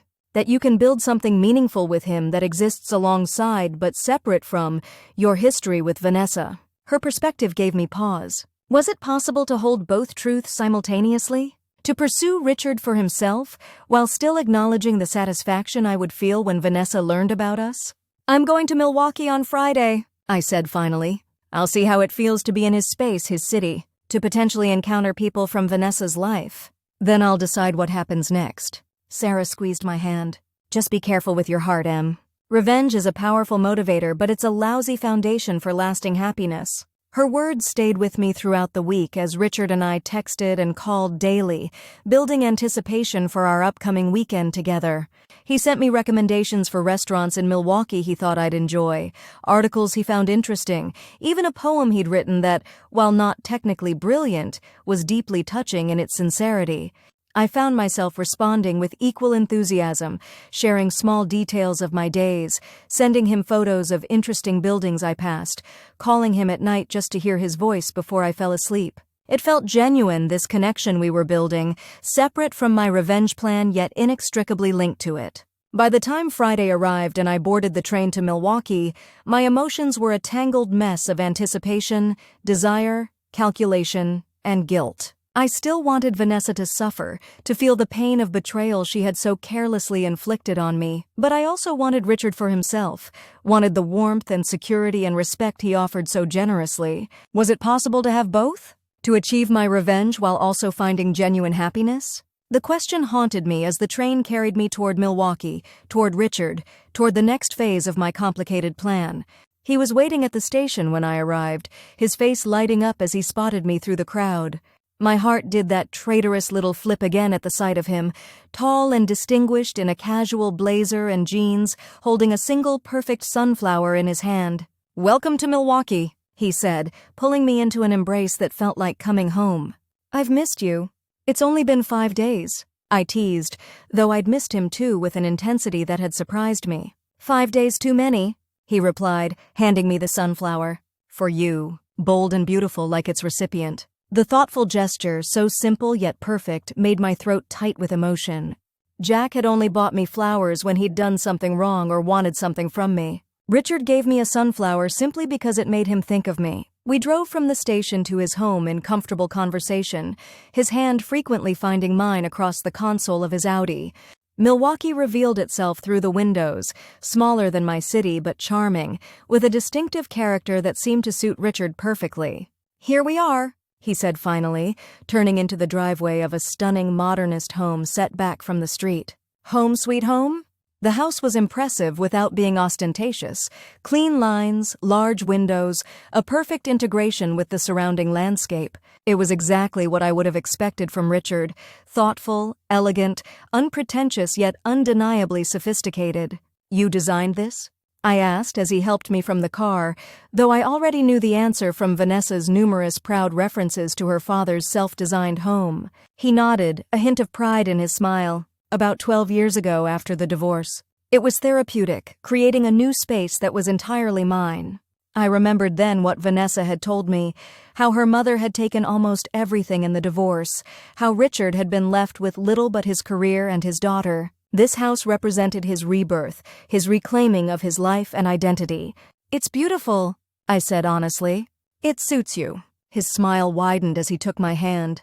"Let me show you around." The interior was even more impressive than the exterior, open and airy, with carefully considered details everywhere I looked. The furnishings were minimal but high quality, the art on the walls clearly selected with thought rather than to impress. It was a home that reflected its owner, intelligent, refined, authentic. "This is my favorite room," Richard said as he led me into a light-filled study with floor-to-ceiling bookshelves and a comfortable reading chair positioned to catch the afternoon sun. Where I do most of my thinking and reading, I moved to the bookshelves, running my fingers along the spines. Philosophy, architecture, poetry, fiction, an eclectic collection that spoke of a curious, engaged mind. "I love it," I said, meaning it. "It feels like you." His arms encircled me from behind, his chin resting on top of my head as he held me against his chest. "I'm glad you're here, Emma. In my space. It feels right having you here." I leaned back into him, allowing myself to enjoy the moment without analyzing it. "It feels right to me, too." We spent the afternoon settling me into his home, my clothes hanging beside his in the closet, my toiletries arranged in his bathroom, my book placed on the nightstand on what was evidently now my side of his bed. The domesticity of it all was both strange and comforting, a glimpse of a possible future I was increasingly able to imagine. That evening, Richard took me to his favorite restaurant in the city, a small, intimate place where the staff greeted him by name and the chef came out personally to welcome Richard's special guest. "I gather you come here often," I commented after we were seated at what was clearly the best table in the house. He smiled, looking slightly embarrassed. "Is it that obvious? Marco's been a friend for years. I helped design his house after he got married." "It's nice," I assured him, "being somewhere that matters to you." Dinner was exquisite, course after course of perfectly prepared food, paired with wines the sommelier selected especially for us. Richard was relaxed here, occasionally greeting other diners who stopped by our table to say hello. It wasn't until dessert that it happened, the moment I had been both anticipating and dreading since I'd agreed to come to Milwaukee. "Richard!" What a lovely surprise. I looked up to see an elegant older woman approaching our table, her silver hair swept into a chic updo, her smile warm as she bent to kiss Richard's cheek. "Margaret," Richard said, standing to return her greeting. "How wonderful to see you. How was France?" "Divine as always," she replied before turning her curious gaze to me. "And who is this lovely young woman?" Richard's hand came to rest on my shoulder, a gesture both protective and proud. "Margaret, this is Emma Pierce." Emma, Margaret Holden, an old friend and the best interior designer in the Midwest. I stood, offering my hand with a smile. "It's a pleasure to meet you, Margaret." Her handshake was firm, her assessment of me swift and thorough. "The pleasure is mine, Emma. Are you in architecture as well?" "Marketing, actually," I replied. "Richard and I met through mutual connections." Margaret's eyebrows rose slightly, her gaze moving between us with increased interest. "How fascinating. Richard has been keeping secrets, it seems." Richard laughed, his hand still warm on my shoulder. "Not secrets, just new developments. The best kind," Margaret said with a knowing smile. "Well, I won't interrupt your evening further. But Richard, we must have you both over for dinner soon." David would love to meet Emma, I'm sure. We'd enjoy that, Richard replied, giving my shoulder a gentle squeeze that asked for confirmation. Absolutely, I agreed, maintaining my pleasant smile while my heart raced with the implications. This was happening, Richard introducing me to his social circle, making it clear I was more than a casual date. Word would spread. It would reach Vanessa eventually. After Margaret departed with another kiss to Richard's cheek and a warm smile for me, I sat back down, taking a fortifying sip of my wine. Sorry about that, Richard said as he rejoined me. Milwaukee can feel like a small town sometimes, especially in certain circles. It's fine, I assured him. She seems lovely. She is. She and David have been good friends since before my divorce. They were there for me during some dark times. He hesitated, then added, Margaret is also close with Vanessa. They've maintained a relationship over the years, and there it was, the connection I had been expecting, even hoping for in my more calculated moments. Margaret would tell Vanessa about seeing her father with a young woman named Emma. Vanessa might not immediately make the connection, but she would eventually.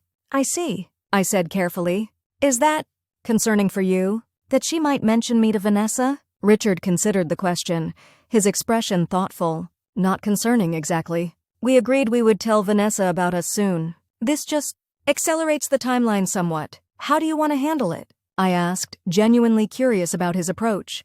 I should call her, he said decisively, before she hears it secondhand. Not tonight, but soon. Tomorrow, perhaps. She deserves to hear about us from me directly. His integrity, his concern for doing the right thing even in this difficult situation, made my guilt surge again.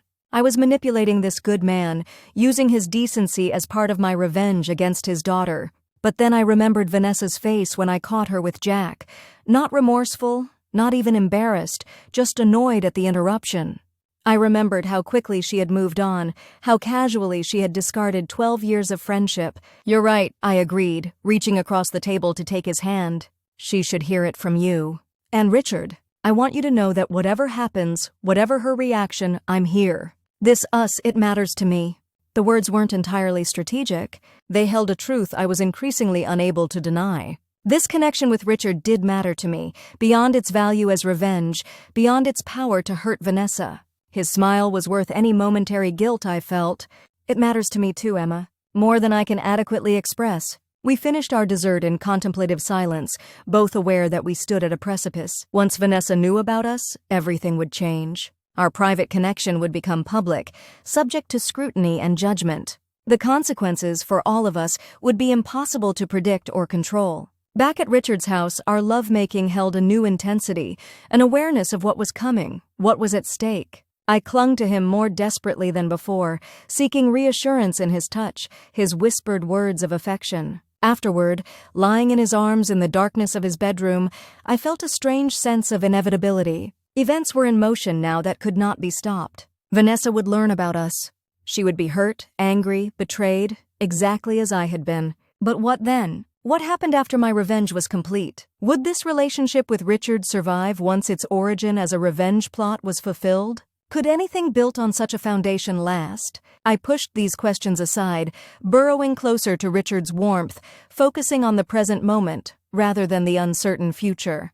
You're thinking very loudly, he murmured, his fingers tracing lazy patterns on my bare shoulder. Just processing, I replied. It's been an eventful evening. Are you worried?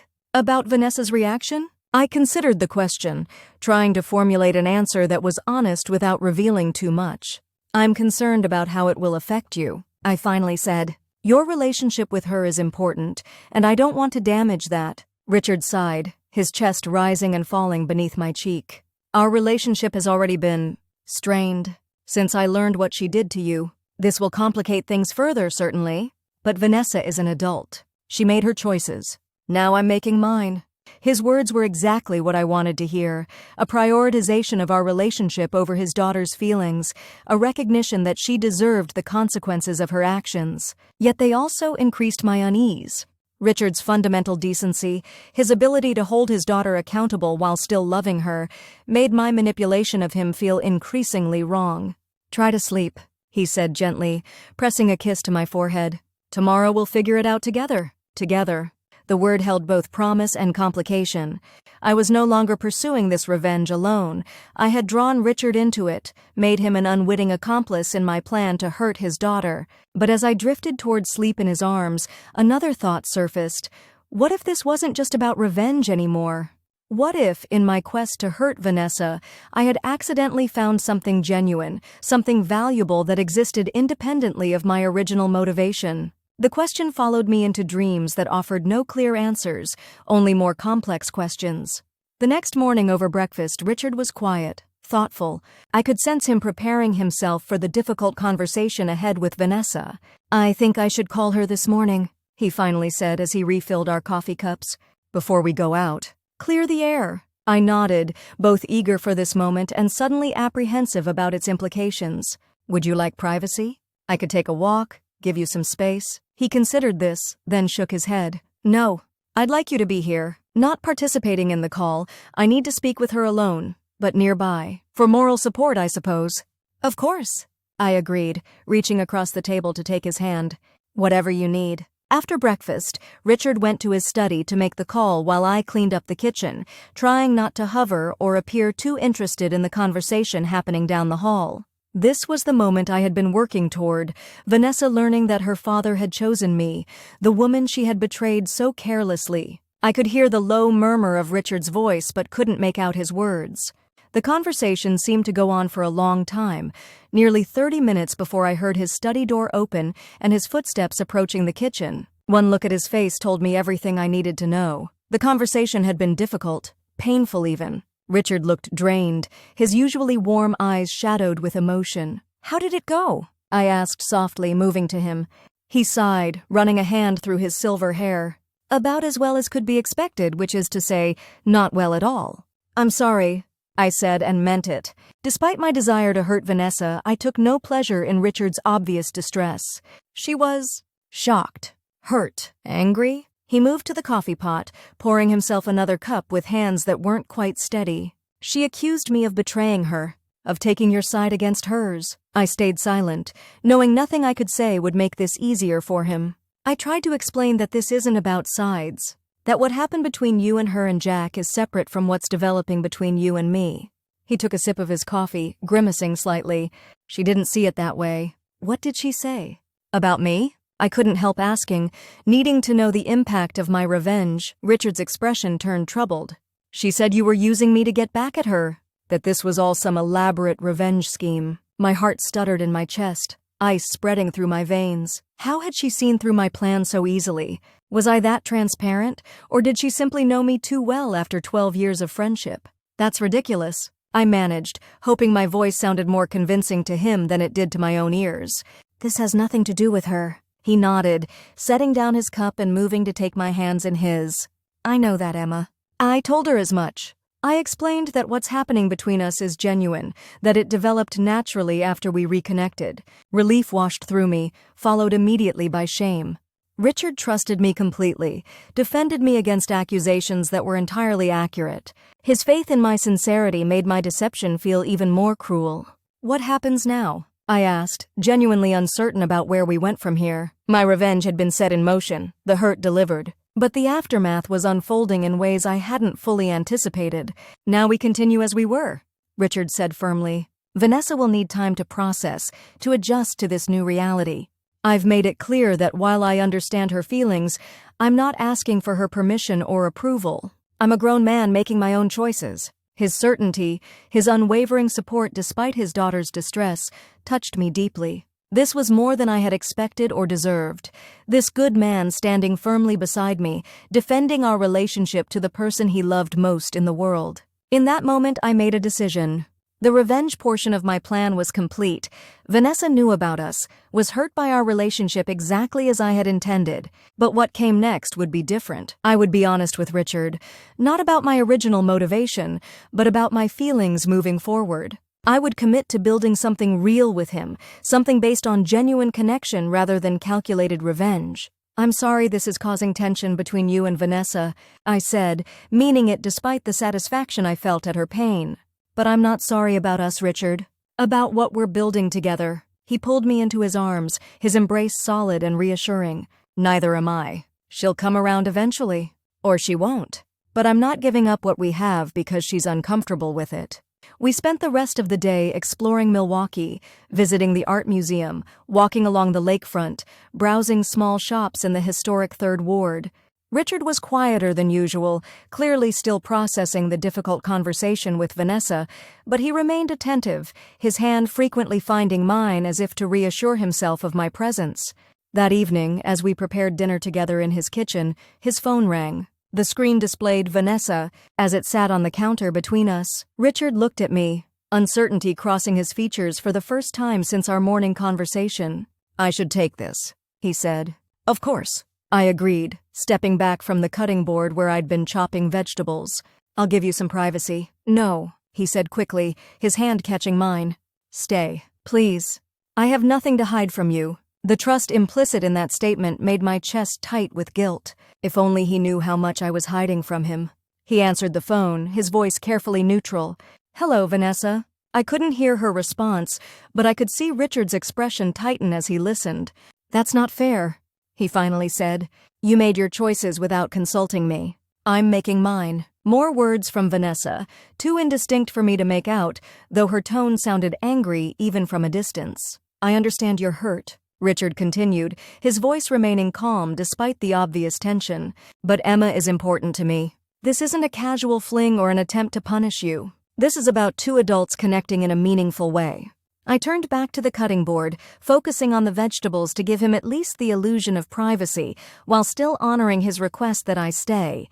"No, I don't think that's necessary," Richard was saying, his tone firmer now. "In fact, I think it would be counterproductive right now. You're upset and I respect that. But I'm not going to subject Emma to your anger when she's done nothing wrong." The irony of his last statement wasn't lost on me. I had done plenty wrong, orchestrating this entire situation as revenge against his daughter. Yet here he was, defending me, believing in my innocence and good intentions. "I love you, Vanessa," he said after another pause. "That hasn't changed and won't change. But I need you to respect my choices, even when you don't understand or agree with them." The word love sent a pang through me, a reminder of the deep bond between father and daughter that I was manipulating for my own purposes. Richard loved Vanessa unconditionally, even when holding her accountable for her actions. What would he think of me if he knew the true origins of our relationship? "We'll talk more when you're calmer," he said finally. "Take care of yourself." "Goodbye." After he hung up, Richard stood motionless for a moment, staring at the phone in his hand. I continued chopping, waiting for him to process whatever had transpired during the call. "She wants to come here," he finally said, turning to me. "To talk sense into me," as she put it. "She and Jack are considering driving up from Chicago tomorrow." My heart raced at the prospect of seeing them both, the ultimate confrontation, the perfect climax to my revenge narrative. Yet I also felt unexpectedly apprehensive. Was I ready to face them, to see them together, to have my new relationship with Richard subjected to their scrutiny and judgment? "What did you tell her?" I asked, setting down the knife. "That it wasn't a good idea. That she's too emotional right now for a productive conversation." He sighed, running a hand through his hair. "But I know my daughter. When she sets her mind to something, she rarely backs down. And if she comes anyway? If they both do?" Richard moved to me, his hands gentle on my shoulders as he turned me to face him. "Then we face them together. I won't let her hurt you, Emma. I won't let either of them hurt you again." The sincerity in his voice, the protective instinct evident in his expression, it was everything I had hoped for in my revenge fantasy, yet it felt hollow now, tainted by my deception. "I'm not afraid of them," I said, and it was true. My fear was of a different nature entirely, fear of losing this connection with Richard when the full truth inevitably came to light. "I know you're not," he said with a small smile. "You're one of the strongest people I've ever known.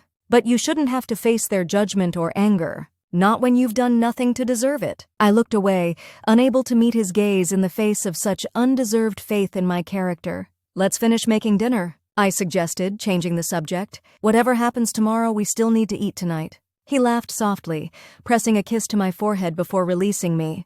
"Practical as always. One of the many things I admire about you." We resumed our dinner preparations, but the mood had shifted. There was a new tension in the air, anticipation, apprehension, the sense of approaching conflict that couldn't be avoided. Later that night, as we lay in bed together, Richard pulled me close against his chest, his arms secure around me as if to protect me from what might come. "Whatever happens tomorrow," he murmured against my hair, "know that I'm certain about us, Emma, about what we're building together." His certainty, his unwavering support despite the chaos our relationship had created, moved me deeply. This was more than I had expected when I'd embarked on my revenge scheme. This genuine connection, this sense of being truly seen and valued by someone I was coming to care for deeply. "I'm certain too," I whispered back, and was surprised to realize it was the truth. Whatever my initial motivation, what had developed between Richard and me felt real, substantial, worth fighting for. As I drifted toward sleep in his arms, I found myself hoping Vanessa would stay away, not because I feared confronting her, but because I wanted more time in this bubble with Richard, more time to strengthen what was growing between us before it was tested by external forces. But some confrontations can't be postponed indefinitely. Some reckonings are inevitable, necessary even for growth and resolution. That reckoning arrived the next morning at precisely 11:37 a.m., announced by the sound of a car door slamming in Richard's driveway, and then an insistent knocking at his front door. Richard and I were in the kitchen, preparing a late breakfast after sleeping in, when the knocking began. We both froze, our eyes meeting across the kitchen island. "It's her," he said, wiping his hands on a dish towel. "I know that knock. Do you want me to make myself scarce?" I offered, part of me wanting to avoid this confrontation, another part eagerly anticipating it, the culmination of months of planning. Richard shook his head firmly. "Absolutely not. This is my home. You belong here now. We face this together." The determination in his voice, his automatic inclusion of me in his life and space, filled me with both warmth and guilt. I didn't deserve this loyalty, this protection, given the deception at the heart of our relationship. But it was too late for second thoughts. Richard was already moving toward the front door, his shoulders squared as if preparing for battle. I followed a few steps behind, my heart racing with anticipation and dread. When he opened the door, Vanessa stood on the threshold, her caramel hair, so like mine had been before I cut it, gleaming in the late morning sunlight. Jack stood slightly behind her, looking uncomfortable but determined. Seeing them together for the first time since the discovery sent a jolt of pain through me, sharper than I had expected after all these months.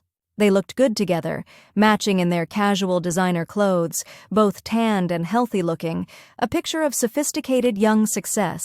For a moment no one spoke. Vanessa stared at her father, deliberately not looking at me. Jack's eyes flickered between all of us, his expression guarded. "I told you not to come," Richard finally said, his voice calm but firm. "And I told you we needed to talk," Vanessa replied, her tone brittle. "Face to face, all of us." "This isn't a good idea, Vanessa." "Please, Dad." Her voice softened slightly, taking on the persuasive tone I recognized from countless occasions when she'd wanted something from her father. "Just hear us out. Then we'll go if that's what you want." Richard hesitated, then sighed. "Fine. But I won't tolerate any attacks on Emma. This is my home and she is my guest. That needs to be respected." Vanessa's mouth tightened at the mention of my name, but she nodded stiffly. "Understood." Richard stepped back, allowing them to enter. As they moved past him into the foyer, Vanessa finally looked at me, her green eyes, so like her father's but colder, sharper, narrowing with a mixture of shock and calculation.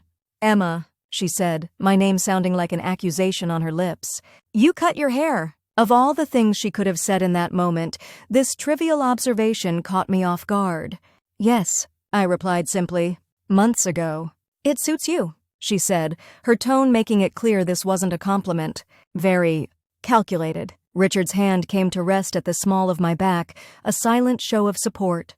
"Let's move to the living room," he suggested, his voice betraying none of the tension I could feel in his touch. "Would anyone like coffee?" "We're fine," Vanessa answered for both of them as she moved past me into the living room, deliberately brushing against my shoulder in a gesture that could have been accidental but wasn't. Jack at least had the decency to look uncomfortable as he nodded at me, a quick acknowledging dip of his head before following Vanessa. It was the first time we'd been face-to-face since the discovery, and I was surprised to feel nothing. No residual love, no burning hatred, just a hollow emptiness where my feelings for him had once resided. In the living room, Vanessa and Jack sat together on the couch while Richard took one of the armchairs. I hesitated, unsure where to position myself in this tableau. Richard solved the dilemma by reaching for my hand, drawing me to perch on the arm of his chair, a clear statement of allegiance that wasn't lost on either of our visitors. "So," Richard said once we were all settled, "you wanted to talk." "Talk." Vanessa leaned forward, her expression earnest in a way I recognized from countless situations where she'd tried to manipulate an outcome in her favor. "Dad, I'm worried about you," she began, her voice softening to the concerned daughter tone she employed when she wanted something from him. "This ... situation ... It's not like you. You're not thinking clearly." "I appreciate your concern," Richard replied evenly, "but I assure you, I'm thinking perfectly clearly. Are you?" Her gaze shifted to me, hardening. "Because from where I'm sitting, it looks like you're being manipulated by someone with an obvious agenda." "Vanessa," Jack murmured, placing his hand on her knee in a cautioning gesture. "We agreed to keep this civil." She shrugged off his touch, her focus unwavering. "I am being civil. I'm just being honest about what's happening here." "And what exactly do you think is happening?" Richard asked, his tone cooler than I'd ever heard it. Vanessa's eyes locked with mine, challenge evident in her gaze. "Emma is using you to get back at me. This is revenge, plain and simple." The accuracy of her assessment hit me like a physical blow. She knew. Of course she knew. She had always been able to read me, to understand my motivations sometimes better than I understood them myself. 12 years of friendship had given her insights into my character that couldn't be erased by betrayal. "That's absurd," Richard said before I could respond. "Emma and I reconnected by chance. What's developing between us has nothing to do with you. Doesn't it?" Vanessa laughed, the sound sharp and humorless. "Dad, think about it. Of all the women in the world, you just happen to fall for my former best friend. The one person guaranteed to hurt me the most. That's not a coincidence." Richard's hand tightened around mine. "Your actions hurt Emma deeply, Vanessa. Actions have consequences. But that doesn't mean Emma's feelings for me are insincere or calculated. Ask her," Vanessa challenged, her gaze burning into me. "Ask her to tell you right now that this isn't about getting back at me. That she didn't plan this from the beginning." All eyes turned to me, Richard's warm and trusting, Vanessa's cold and knowing, Jack's wary and assessing. This was the moment of truth, literally and figuratively. What I said next would determine everything that followed. I could lie, maintain the fiction that our relationship had developed organically, that revenge had never been my motivation. Richard would believe me. He wanted to believe me. Or I could tell the truth, admit that yes, this had started as revenge, but had evolved into something genuine, something I now valued independently of its power to hurt Vanessa. Neither option felt right. Neither captured the complex reality of what had happened, what was still happening between Richard and me. "My feelings for your father are real," I finally said, meeting Vanessa's gaze steadily. "Whatever you may believe about my motivations, what exists between us now is genuine." It wasn't a direct answer to her accusation, but it was the truth. Or at least, a truth. The most important truth in this moment. Richard squeezed my hand, clearly satisfied with my response. Vanessa's eyes narrowed, recognizing the careful evasion in my words. "You didn't answer the question," she pressed. "Did you or did you not pursue my father as a way to hurt me?" The directness of her question left little room for equivocation. I felt Richard tense beside me, sensed his gaze shift from Vanessa to me, felt the first hint of doubt enter his consciousness. "Vanessa," Jack interjected, his voice carrying unexpected authority. "This isn't productive. We didn't come here to interrogate Emma." "Why did you come, Jack?" I asked, turning my attention to him for the first time. "What's your stake in this?" He at least had the grace to look uncomfortable. "I care about Vanessa," he said simply. "Her well-being matters to me." "How touching," I replied, unable to keep the bitterness from my voice. "My well-being didn't seem to matter much when you were sleeping with her behind my back." "That's not fair," Vanessa snapped. "We never meant to hurt you. It just happened." "Nothing just happens, Vanessa," Richard said, his tone sharp. "Choices were made, repeatedly, by both of you." He turned to me, his expression softening. "You don't have to justify yourself to them, Emma. You don't owe them any explanations." But perhaps I did owe him the truth. Perhaps we had reached the point where honesty was the only path forward, whatever the consequences. When we first reconnected, I began carefully. At that industry event, I won't deny that I thought about how our relationship might affect Vanessa, how it might hurt her to know her father was with me. Vanessa's expression turned triumphant, while Richard's remained carefully neutral, his eyes never leaving my face.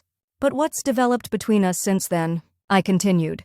The connection we've built, the way I feel when I'm with you, that's real, Richard. That exists independently of anything to do with Vanessa. It was as close to the full truth as I could come in that moment. Acknowledging the revenge element without admitting it had been my primary motivation from the beginning. Richard was silent for a long moment, his expression unreadable. I held my breath, waiting for his reaction, for some indication of whether he believed me, whether this partial truth was enough. "I think you should both leave now," he finally said, addressing Vanessa and Jack without looking away from me. "This conversation is over." "Dad, please," Vanessa began, her confidence faltering for the first time. "You can't seriously—" "I can and I am," he interrupted, his voice firm but not unkind. "I understand your concern, Vanessa. I even appreciate it in a way. But my relationship with Emma is not up for debate or committee approval. It's between us." "She admitted it," Vanessa exclaimed, gesturing toward me. "She just admitted this is about hurting me." "No," Richard corrected calmly. "She admitted that she was aware of how our relationship might affect you. That's called honesty, and I value it. Now please respect my wishes and go." Vanessa stood abruptly, her face flushed with anger and frustration. "Fine. But don't come crying to me when you realize she's been playing you this whole time." Jack rose more slowly, placing a restraining hand on Vanessa's arm. "We're going," he said quietly. "Thank you for hearing us out, Richard." As they moved toward the door, Vanessa stopped suddenly, turning back to face me. "You know what the funny thing is, Emma? I actually felt guilty about what happened with Jack. I missed you. I thought maybe someday we could find a way to be friends again." She laughed bitterly. "But this proves you were never really my friend to begin with. A real friend wouldn't do what you're doing." The irony of her statement, the complete lack of self-awareness it revealed, was almost too much to bear. "A real friend wouldn't sleep with her best friend's fiancé," I replied evenly. "We all make choices, Vanessa. We all live with the consequences." She stared at me for a long moment, something like grudging respect flickering in her eyes before the anger returned. "Enjoy it while it lasts," she said finally, turning to leave. "You two deserve each other." After they were gone, Richard and I sat in silence for several minutes, the tension in the room slowly dissipating, but leaving something uncertain in its wake. "I'm sorry about that," Richard finally said, rubbing his forehead wearily. "I knew she'd be upset, but I didn't expect her to show up like this, to make those accusations." I turned to look at him, trying to gauge his state of mind. "Are you okay?" he sighed, leaning back in his chair. "I'm fine. Disappointed in Vanessa's behavior, but not entirely surprised by it. She's always struggled with consequences, with accepting that her actions might hurt others in ways she didn't intend or foresee." "And what about her accusations?" I asked carefully. "About my motivations?" Richard was quiet for a moment, considering. "I believe what you told us," he finally said. "That you were aware of how our relationship might affect Vanessa, but that your feelings for me are genuine." He turned to look at me directly. "Is there anything else I should know, Emma? Anything you haven't told me?" It was the perfect opening for full confession, to admit that yes, revenge had been my primary motivation initially, that I had deliberately sought him out with the intention of hurting Vanessa. But looking into his eyes, seeing the trust there despite the seeds of doubt Vanessa had planted, I couldn't bring myself to risk losing what we had built. "No," I said softly. "Nothing important. Just that. I care about you, Richard. More than I expected to. More than I thought I was capable of after what happened with Jack. It wasn't a lie, not exactly. I did care for him deeply and genuinely. The fact that this care had developed alongside my revenge plan rather than preceding it seemed increasingly irrelevant as our relationship deepened. He studied my face for a long moment, then nodded, apparently satisfied with what he saw there. "I care about you too, Emma. Very much." He reached for my hand, bringing it to his lips for a gentle kiss. "Let's not let Vanessa's drama overshadow our weekend. We still have the rest of the day together." The crisis had passed, for now. Richard had chosen to believe in me, in us, despite his daughter's accusations. My revenge had been delivered, Vanessa hurt exactly as I had intended. Yet the victory felt hollow, tainted by the deception that still lay between Richard and me. We spent the rest of the day trying to recapture the easy intimacy of the previous evening, and largely succeeding on the surface. We visited a nearby botanical garden, had a late lunch at a charming cafe, browsed a bookstore where Richard insisted on buying me a volume of poetry he loved. But underneath our smiles and conversation, something had shifted. A new awareness had entered our relationship, the reality of what our connection meant for Richard's relationship with his daughter, the potential consequences of the choice he had made in standing by me. That evening, as we prepared for my return to the city the next morning, Richard grew quiet, his expression thoughtful as he helped me pack my small overnight bag. "What are you thinking?" I asked, sitting beside him on the edge of his bed. He was silent for a moment, then turned to me with unexpected intensity. "I'm thinking that I don't want to wait another week to see you again. I'm thinking that weekend visits aren't enough." My heart quickened at his words, at the implication behind them. "What are you suggesting?" "Move in with me," he said simply. "Or let me move to your city. Or we find a place halfway between. I don't care about the logistics. I just know I want to be with you, Emma. Not just on weekends. Every day." The offer was so sincere, so unexpected in its timing if not its content, that it left me momentarily speechless. This was more than I had anticipated, even in my most elaborate revenge fantasies. Richard wasn't just choosing me over Vanessa's objections. He was restructuring his entire life to make room for me at its center. "Richard," I began, unsure how to respond. "That's a big step. We've only been seeing each other for a few weeks." "I know," he acknowledged. "And if you're not ready, I understand. But I'm not interested in wasting time, Emma. I know what I want. I want a life with you." The certainty in his voice, the unwavering faith in our connection despite the seeds of doubt Vanessa had planted, it moved me deeply. This good, decent man believed in what we were building together, believed in me despite his daughter's accusations. In that moment, I made another decision. The revenge portion of my plan was complete. Vanessa had been hurt, had felt the betrayal I'd intended to inflict. What came next would be about Richard and me, about building something genuine from these complicated beginnings. "I want that too," I said softly. "A life with you. But let's not rush. Let's take a few months, see how things develop naturally.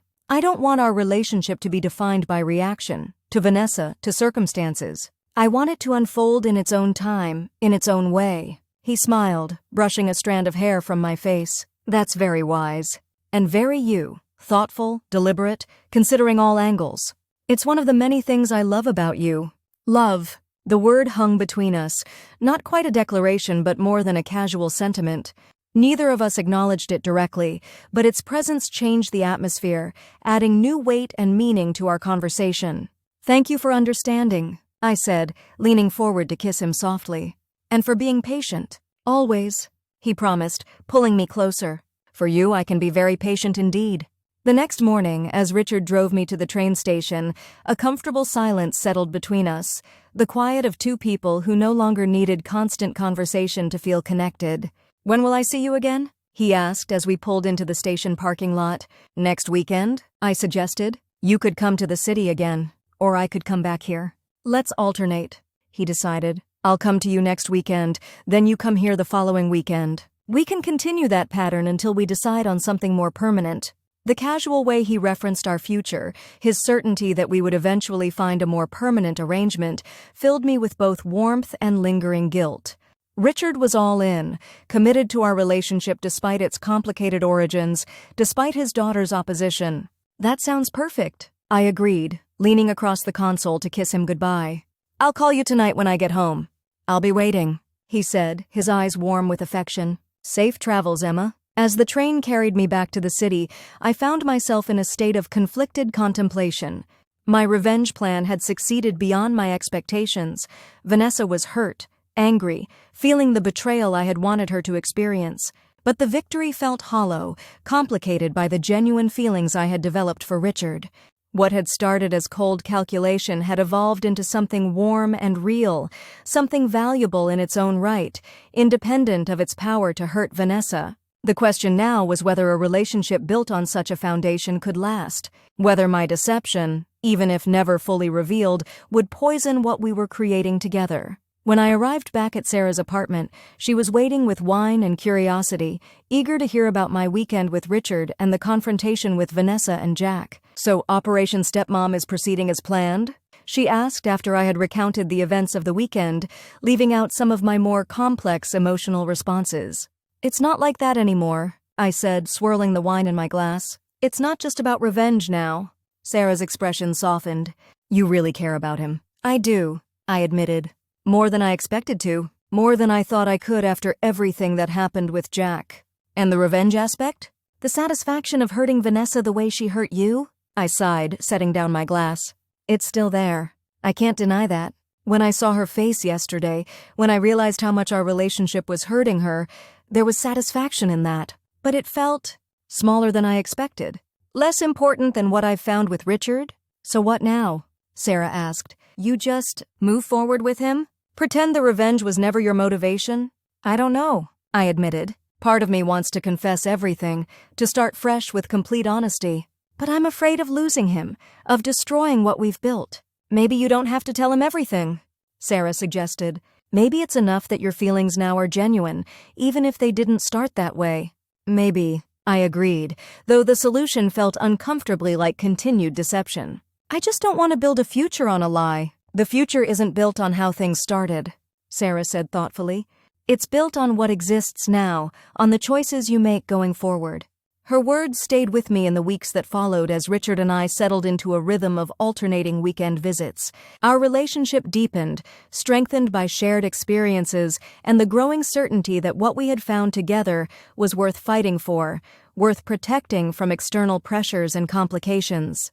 2 months after the confrontation with Vanessa, Richard proposed, not with an elaborate gesture or public display, but quietly, intimately, as we sat on his deck watching the sunset over his carefully designed garden. Marry me, Emma, he said simply, producing a ring box from his pocket. Build a life with me.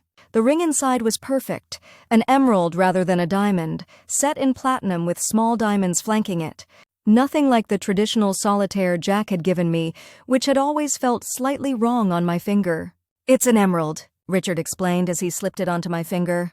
Because of your eyes. The first thing I noticed about you all those years ago when Vanessa brought you home, the thoughtfulness of the gesture, the personal meaning behind it, brought tears to my eyes. This man knew me, saw me, valued me for exactly who I was. Yes, I said simply. Yes, I'll marry you. His smile was radiant as he gathered me into his arms, his kiss deep and promising. You've made me happier than I ever expected to be again, he murmured against my lips. In that moment, any lingering guilt about my initial motivations dissolved. What existed between us now was real, a genuine connection that had grown from complicated beginnings but had become something beautiful and valuable in its own right. The wedding was small, intimate, just close friends and immediate family gathered at Richard's house 3 months later. My parents were cautiously supportive, concerned about the age difference but won over by Richard's evident devotion and the happiness they saw in me. Vanessa did not attend. Richard had invited her, of course, a gesture of reconciliation that I had genuinely supported, ready to move past our history for his sake if not for hers. But she had declined with a terse message that made her feelings clear. I can't watch you make this mistake. I'll be here when you realize what she's really after. Her absence was a shadow on what was otherwise a perfect day, not because I missed her presence, but because I knew it hurt Richard, knew he felt torn between his love for his daughter and his love for me. Are you sure you want to go through with this?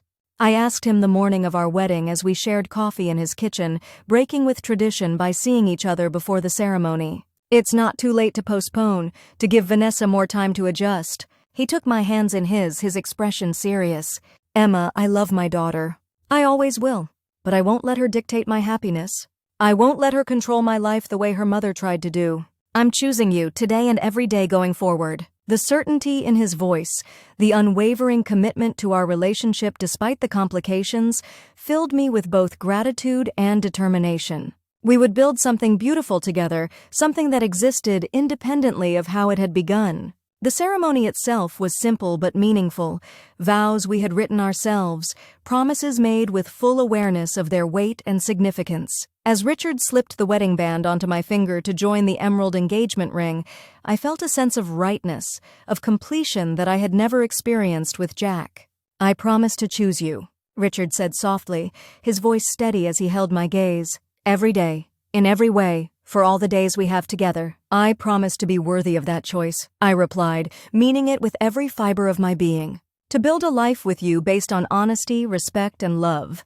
As we sealed our vows with a kiss, applause breaking out among our small gathering of witnesses, I felt a chapter closing and a new one beginning. The revenge that had motivated me initially was now just a footnote in our story, the catalyst that had brought us together, but not the foundation on which we were building our future. The first test of that foundation came sooner than expected.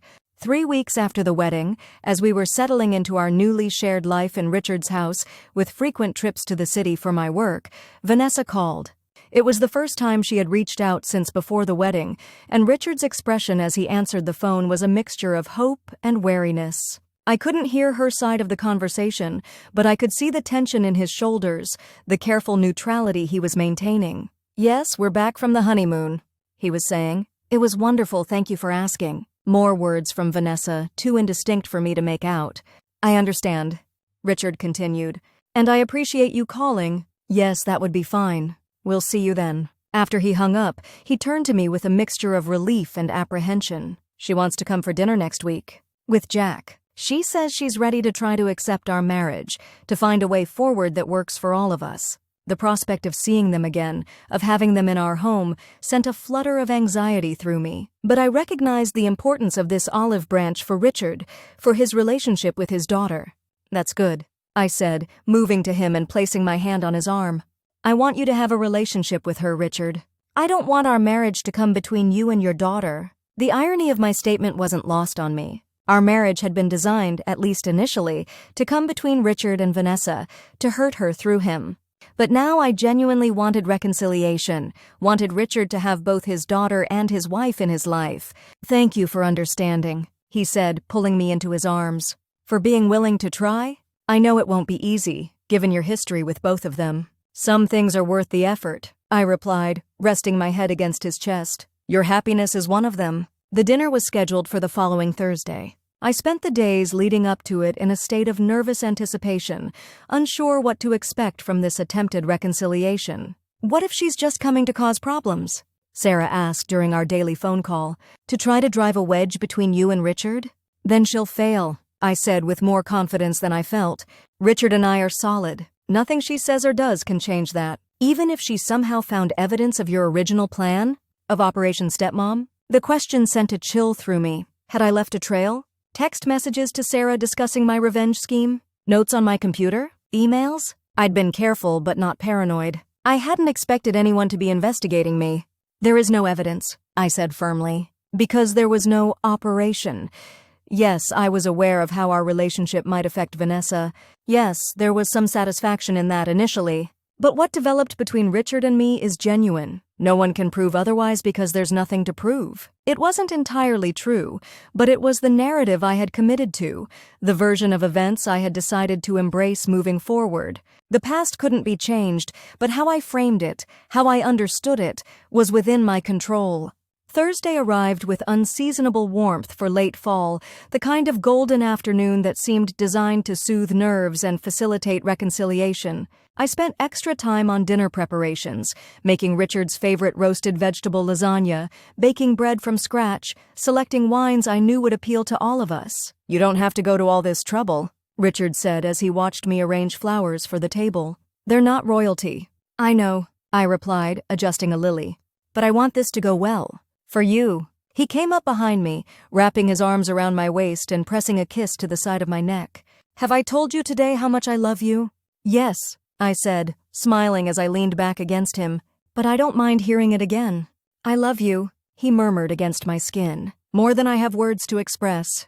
The simple declaration, offered so freely and sincerely, reinforced my determination to make this dinner a success, to facilitate a reconciliation between Richard and Vanessa that would bring him peace and happiness. They arrived precisely on time, Vanessa in a carefully casual outfit that I recognized as expensive despite its simplicity, Jack in khakis and a button-down that made him look younger than I remembered. They brought wine, a good bottle, not too showy but clearly selected with thought. "Thank you for inviting us," Vanessa said as Richard took their coats, her voice formal but not cold. "Your home looks lovely, different but lovely." The subtle reference to the changes I had made since moving in, new throw pillows, different artwork, some reorganization of furniture, was noted but not responded to. This wasn't the time for territorial disputes over decorating choices. "Thank you for coming," I replied with equal formality. "Dinner is almost ready. Would you like some wine first?" Or I can make cocktails if you prefer. Wine is perfect, Jack said, his voice warmer than Vanessa's. Whatever you're having. Richard opened the bottle they had brought, pouring glasses for all of us. An awkward silence descended as we stood in the living room, glasses in hand, none of us quite sure how to begin bridging the enormous gap that separated us. "How's Chicago?" Richard finally asked, his tone deliberately light. "Are you still enjoying the new apartment?" And with that simple question, conversation began to flow, halting at first, then more naturally as we all made an effort to focus on neutral topics. Work, the cities we lived in, mutual acquaintances, books and films we had enjoyed recently. By the time we moved to the dining room for dinner, the atmosphere had warmed considerably. Not comfortable exactly, but no longer openly hostile either. "This is delicious, Emma," Jack said after his first bite of lasagna. "I didn't know you could cook like this." "There's a lot you don't know about me," I replied without thinking, then winced internally at how confrontational it sounded. But Jack just nodded, accepting the mild rebuke. "That's fair. And true.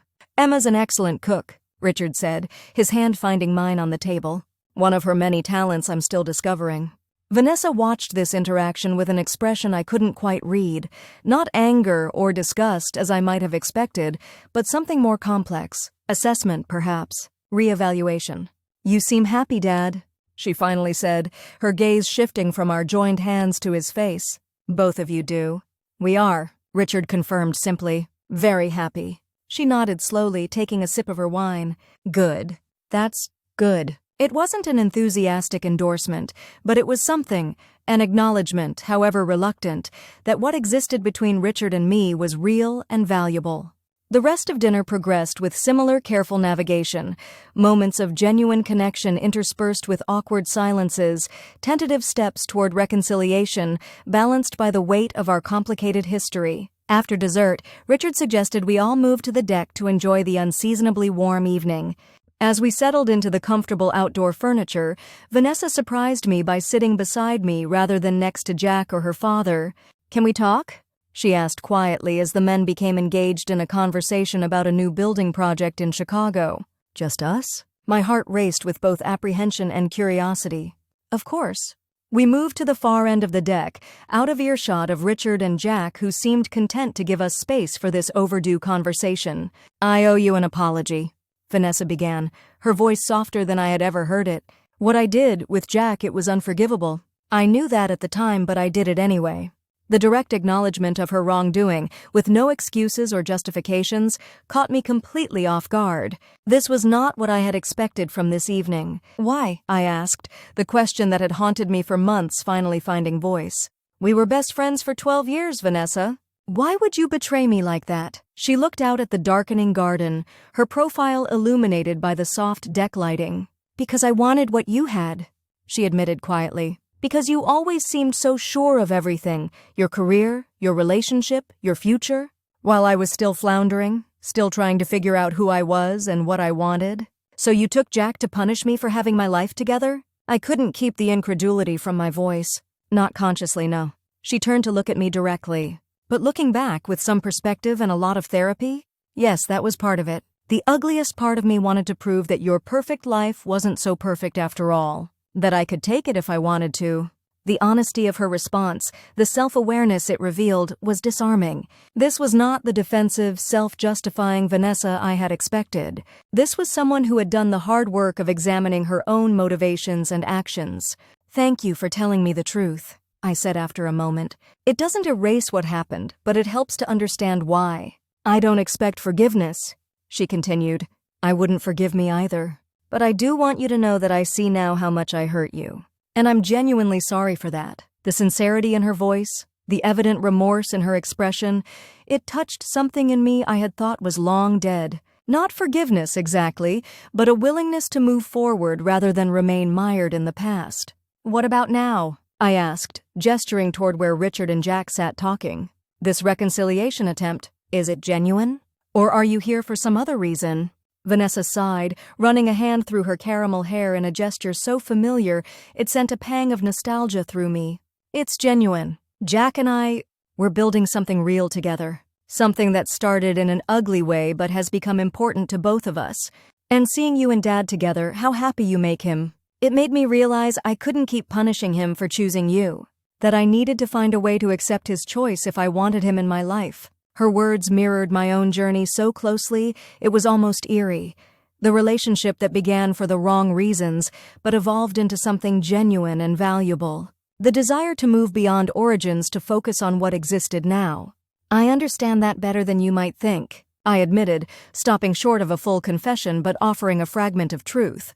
Sometimes the most important relationships in our lives come from unexpected places, begin in ways we couldn't have predicted. She studied my face, a flicker of something like recognition passing through her eyes. You really do love him, don't you? This isn't just about hurting me anymore. The question was direct, but not accusatory, a genuine attempt to understand the situation as it existed now, rather than as she had perceived it initially. I love him, I confirmed, the words coming easily because they were true. With all my heart. Whatever brought us together initially, what exists between us now is real and precious to me. Vanessa nodded slowly, seeming to accept this. Then I'm glad for him. For both of you, I suppose. Dad deserves happiness, and if you're the one who gives that to him, well, I need to accept that. It wasn't forgiveness for what I had done, the revenge I had engineered, the pain I had deliberately caused, but it was acceptance. A willingness to move forward rather than remain locked in mutual animosity. Thank you, I said simply. That means a lot to him. To me too. I'm not saying we'll ever be friends again, she clarified, her tone practical rather than harsh. Too much has happened for that. But we can be family, I guess. In a complicated, modern way. Family. The word held implications I hadn't fully considered when embarking on my revenge scheme. In marrying Richard, I had indeed become Vanessa's stepmother, a reality that now felt less like the crowning achievement of my revenge and more like a complex human relationship requiring care and attention. I'd like that, I said honestly, for Richard's sake, but also for our own perhaps, for the possibility of something new growing from the ashes of what we lost. She smiled then, a small, careful smile, but genuine nonetheless. That was always your strength, you know. Finding the positive angle, the path forward. It used to drive me crazy sometimes, but I see the value in it now. Before I could respond, Richard approached, his expression cautiously hopeful as he observed us engaged in what appeared to be civil conversation. Everything okay over here? He asked, his hand coming to rest on my shoulder in a gesture both protective and connecting. Yes, Vanessa answered, rising from her seat. We're finding our way to a new normal. It won't be easy, but we're both willing to try. The relief on Richard's face was palpable, his shoulders relaxing as he looked between us. That's all I can ask for, he said softly. Thank you, both of you. As we all moved back to join Jack, a strange sense of completion washed over me. The circle had closed, betrayal leading to revenge, leading to unexpected love, leading finally to a tentative reconciliation that none of us could have anticipated. My best friend had slept with my fiancé, destroying the future I had planned and the friendship I had treasured. In response, I had married her father, becoming her stepmother in the ultimate act of revenge. But somewhere along the way, vengeance had transformed into genuine love, calculation into authentic connection. Now, as we sat together on the deck of the home I shared with Richard, the four of us damaged by betrayal but slowly healing, I realized that the greatest revenge wasn't in causing pain to those who had hurt me. It was in finding happiness despite them, in building a life so full and rich that the pain they had caused became merely a footnote in my story, rather than its defining chapter. Later that night, after Vanessa and Jack had left with tentative plans for another dinner in a few weeks, Richard and I lay in bed together, his arms around me as we processed the evening. Thank you, he murmured against my hair, for trying, for being open to reconciliation. I know it couldn't have been easy. It wasn't, I admitted, but it was necessary. For you, for us, for our future together. He was quiet for a moment, his fingers tracing patterns on my bare shoulder. You know, when Vanessa first accused you of pursuing me to hurt her, I was so certain she was wrong.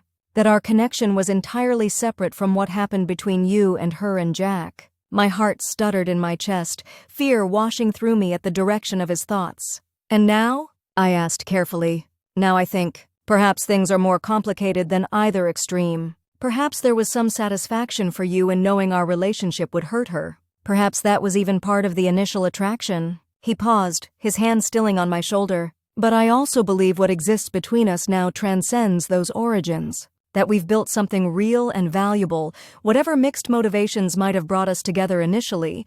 The insight was so accurate, so precisely aligned with the truth of our situation, that it left me momentarily speechless. Richard understood, not every detail of my calculated revenge plan perhaps, but the essence of it. And he had chosen me anyway, chosen our love despite its complicated beginnings. "You're right," I finally said, deciding in that moment to offer as much truth as I could without risking what we had built. In the beginning, after what they did to me, there was some satisfaction in the idea that our relationship might hurt Vanessa. I won't deny that. I felt him nod against my hair, neither surprised nor disturbed by this admission. "But what grew between us," I continued, "the connection we found, the life we're building together, that's separate from any desire for revenge. That's about us, about who we are together, about the love we've found in each other." Richard shifted, turning me in his arms so he could see my face in the dim light of our bedroom. "I know," he said simply, his eyes warm with understanding and acceptance. "I've always known on some level, and I love you anyway. I love you completely, Emma, past, present, and future." The unconditional acceptance in his voice, the depth of love in his eyes, it undid me completely. Tears filled my eyes, spilling over before I could stop them. "I don't deserve you," I whispered, overwhelmed by the grace he was extending so freely. "Love isn't about deserving," he replied, brushing away my tears with gentle fingers. "It's about choosing. And I choose you, Emma. Every day, in every way, for all the days we have together." The echo of his wedding vows, repeated now in this moment of vulnerable truth, sealed something between us, a covenant of understanding and acceptance that transcended our complicated beginnings. As he gathered me closer, his lips finding mine in a kiss that promised forgiveness for the past and hope for the future, I finally understood the true nature of healing after betrayal. It wasn't found in revenge, no matter how elaborately planned or perfectly executed. It was found in rebuilding, creating something new and beautiful from the broken pieces of what came before. My best friend had slept with my fiancé, and I had married her father in revenge. But the story didn't end there. It continued, evolving into something neither of us could have predicted: a genuine love, a real family, a future built not on the pain of the past, but on the promise of what could be. In the end, the greatest revenge wasn't becoming Vanessa's stepmother. It was becoming the woman who could love and be loved completely,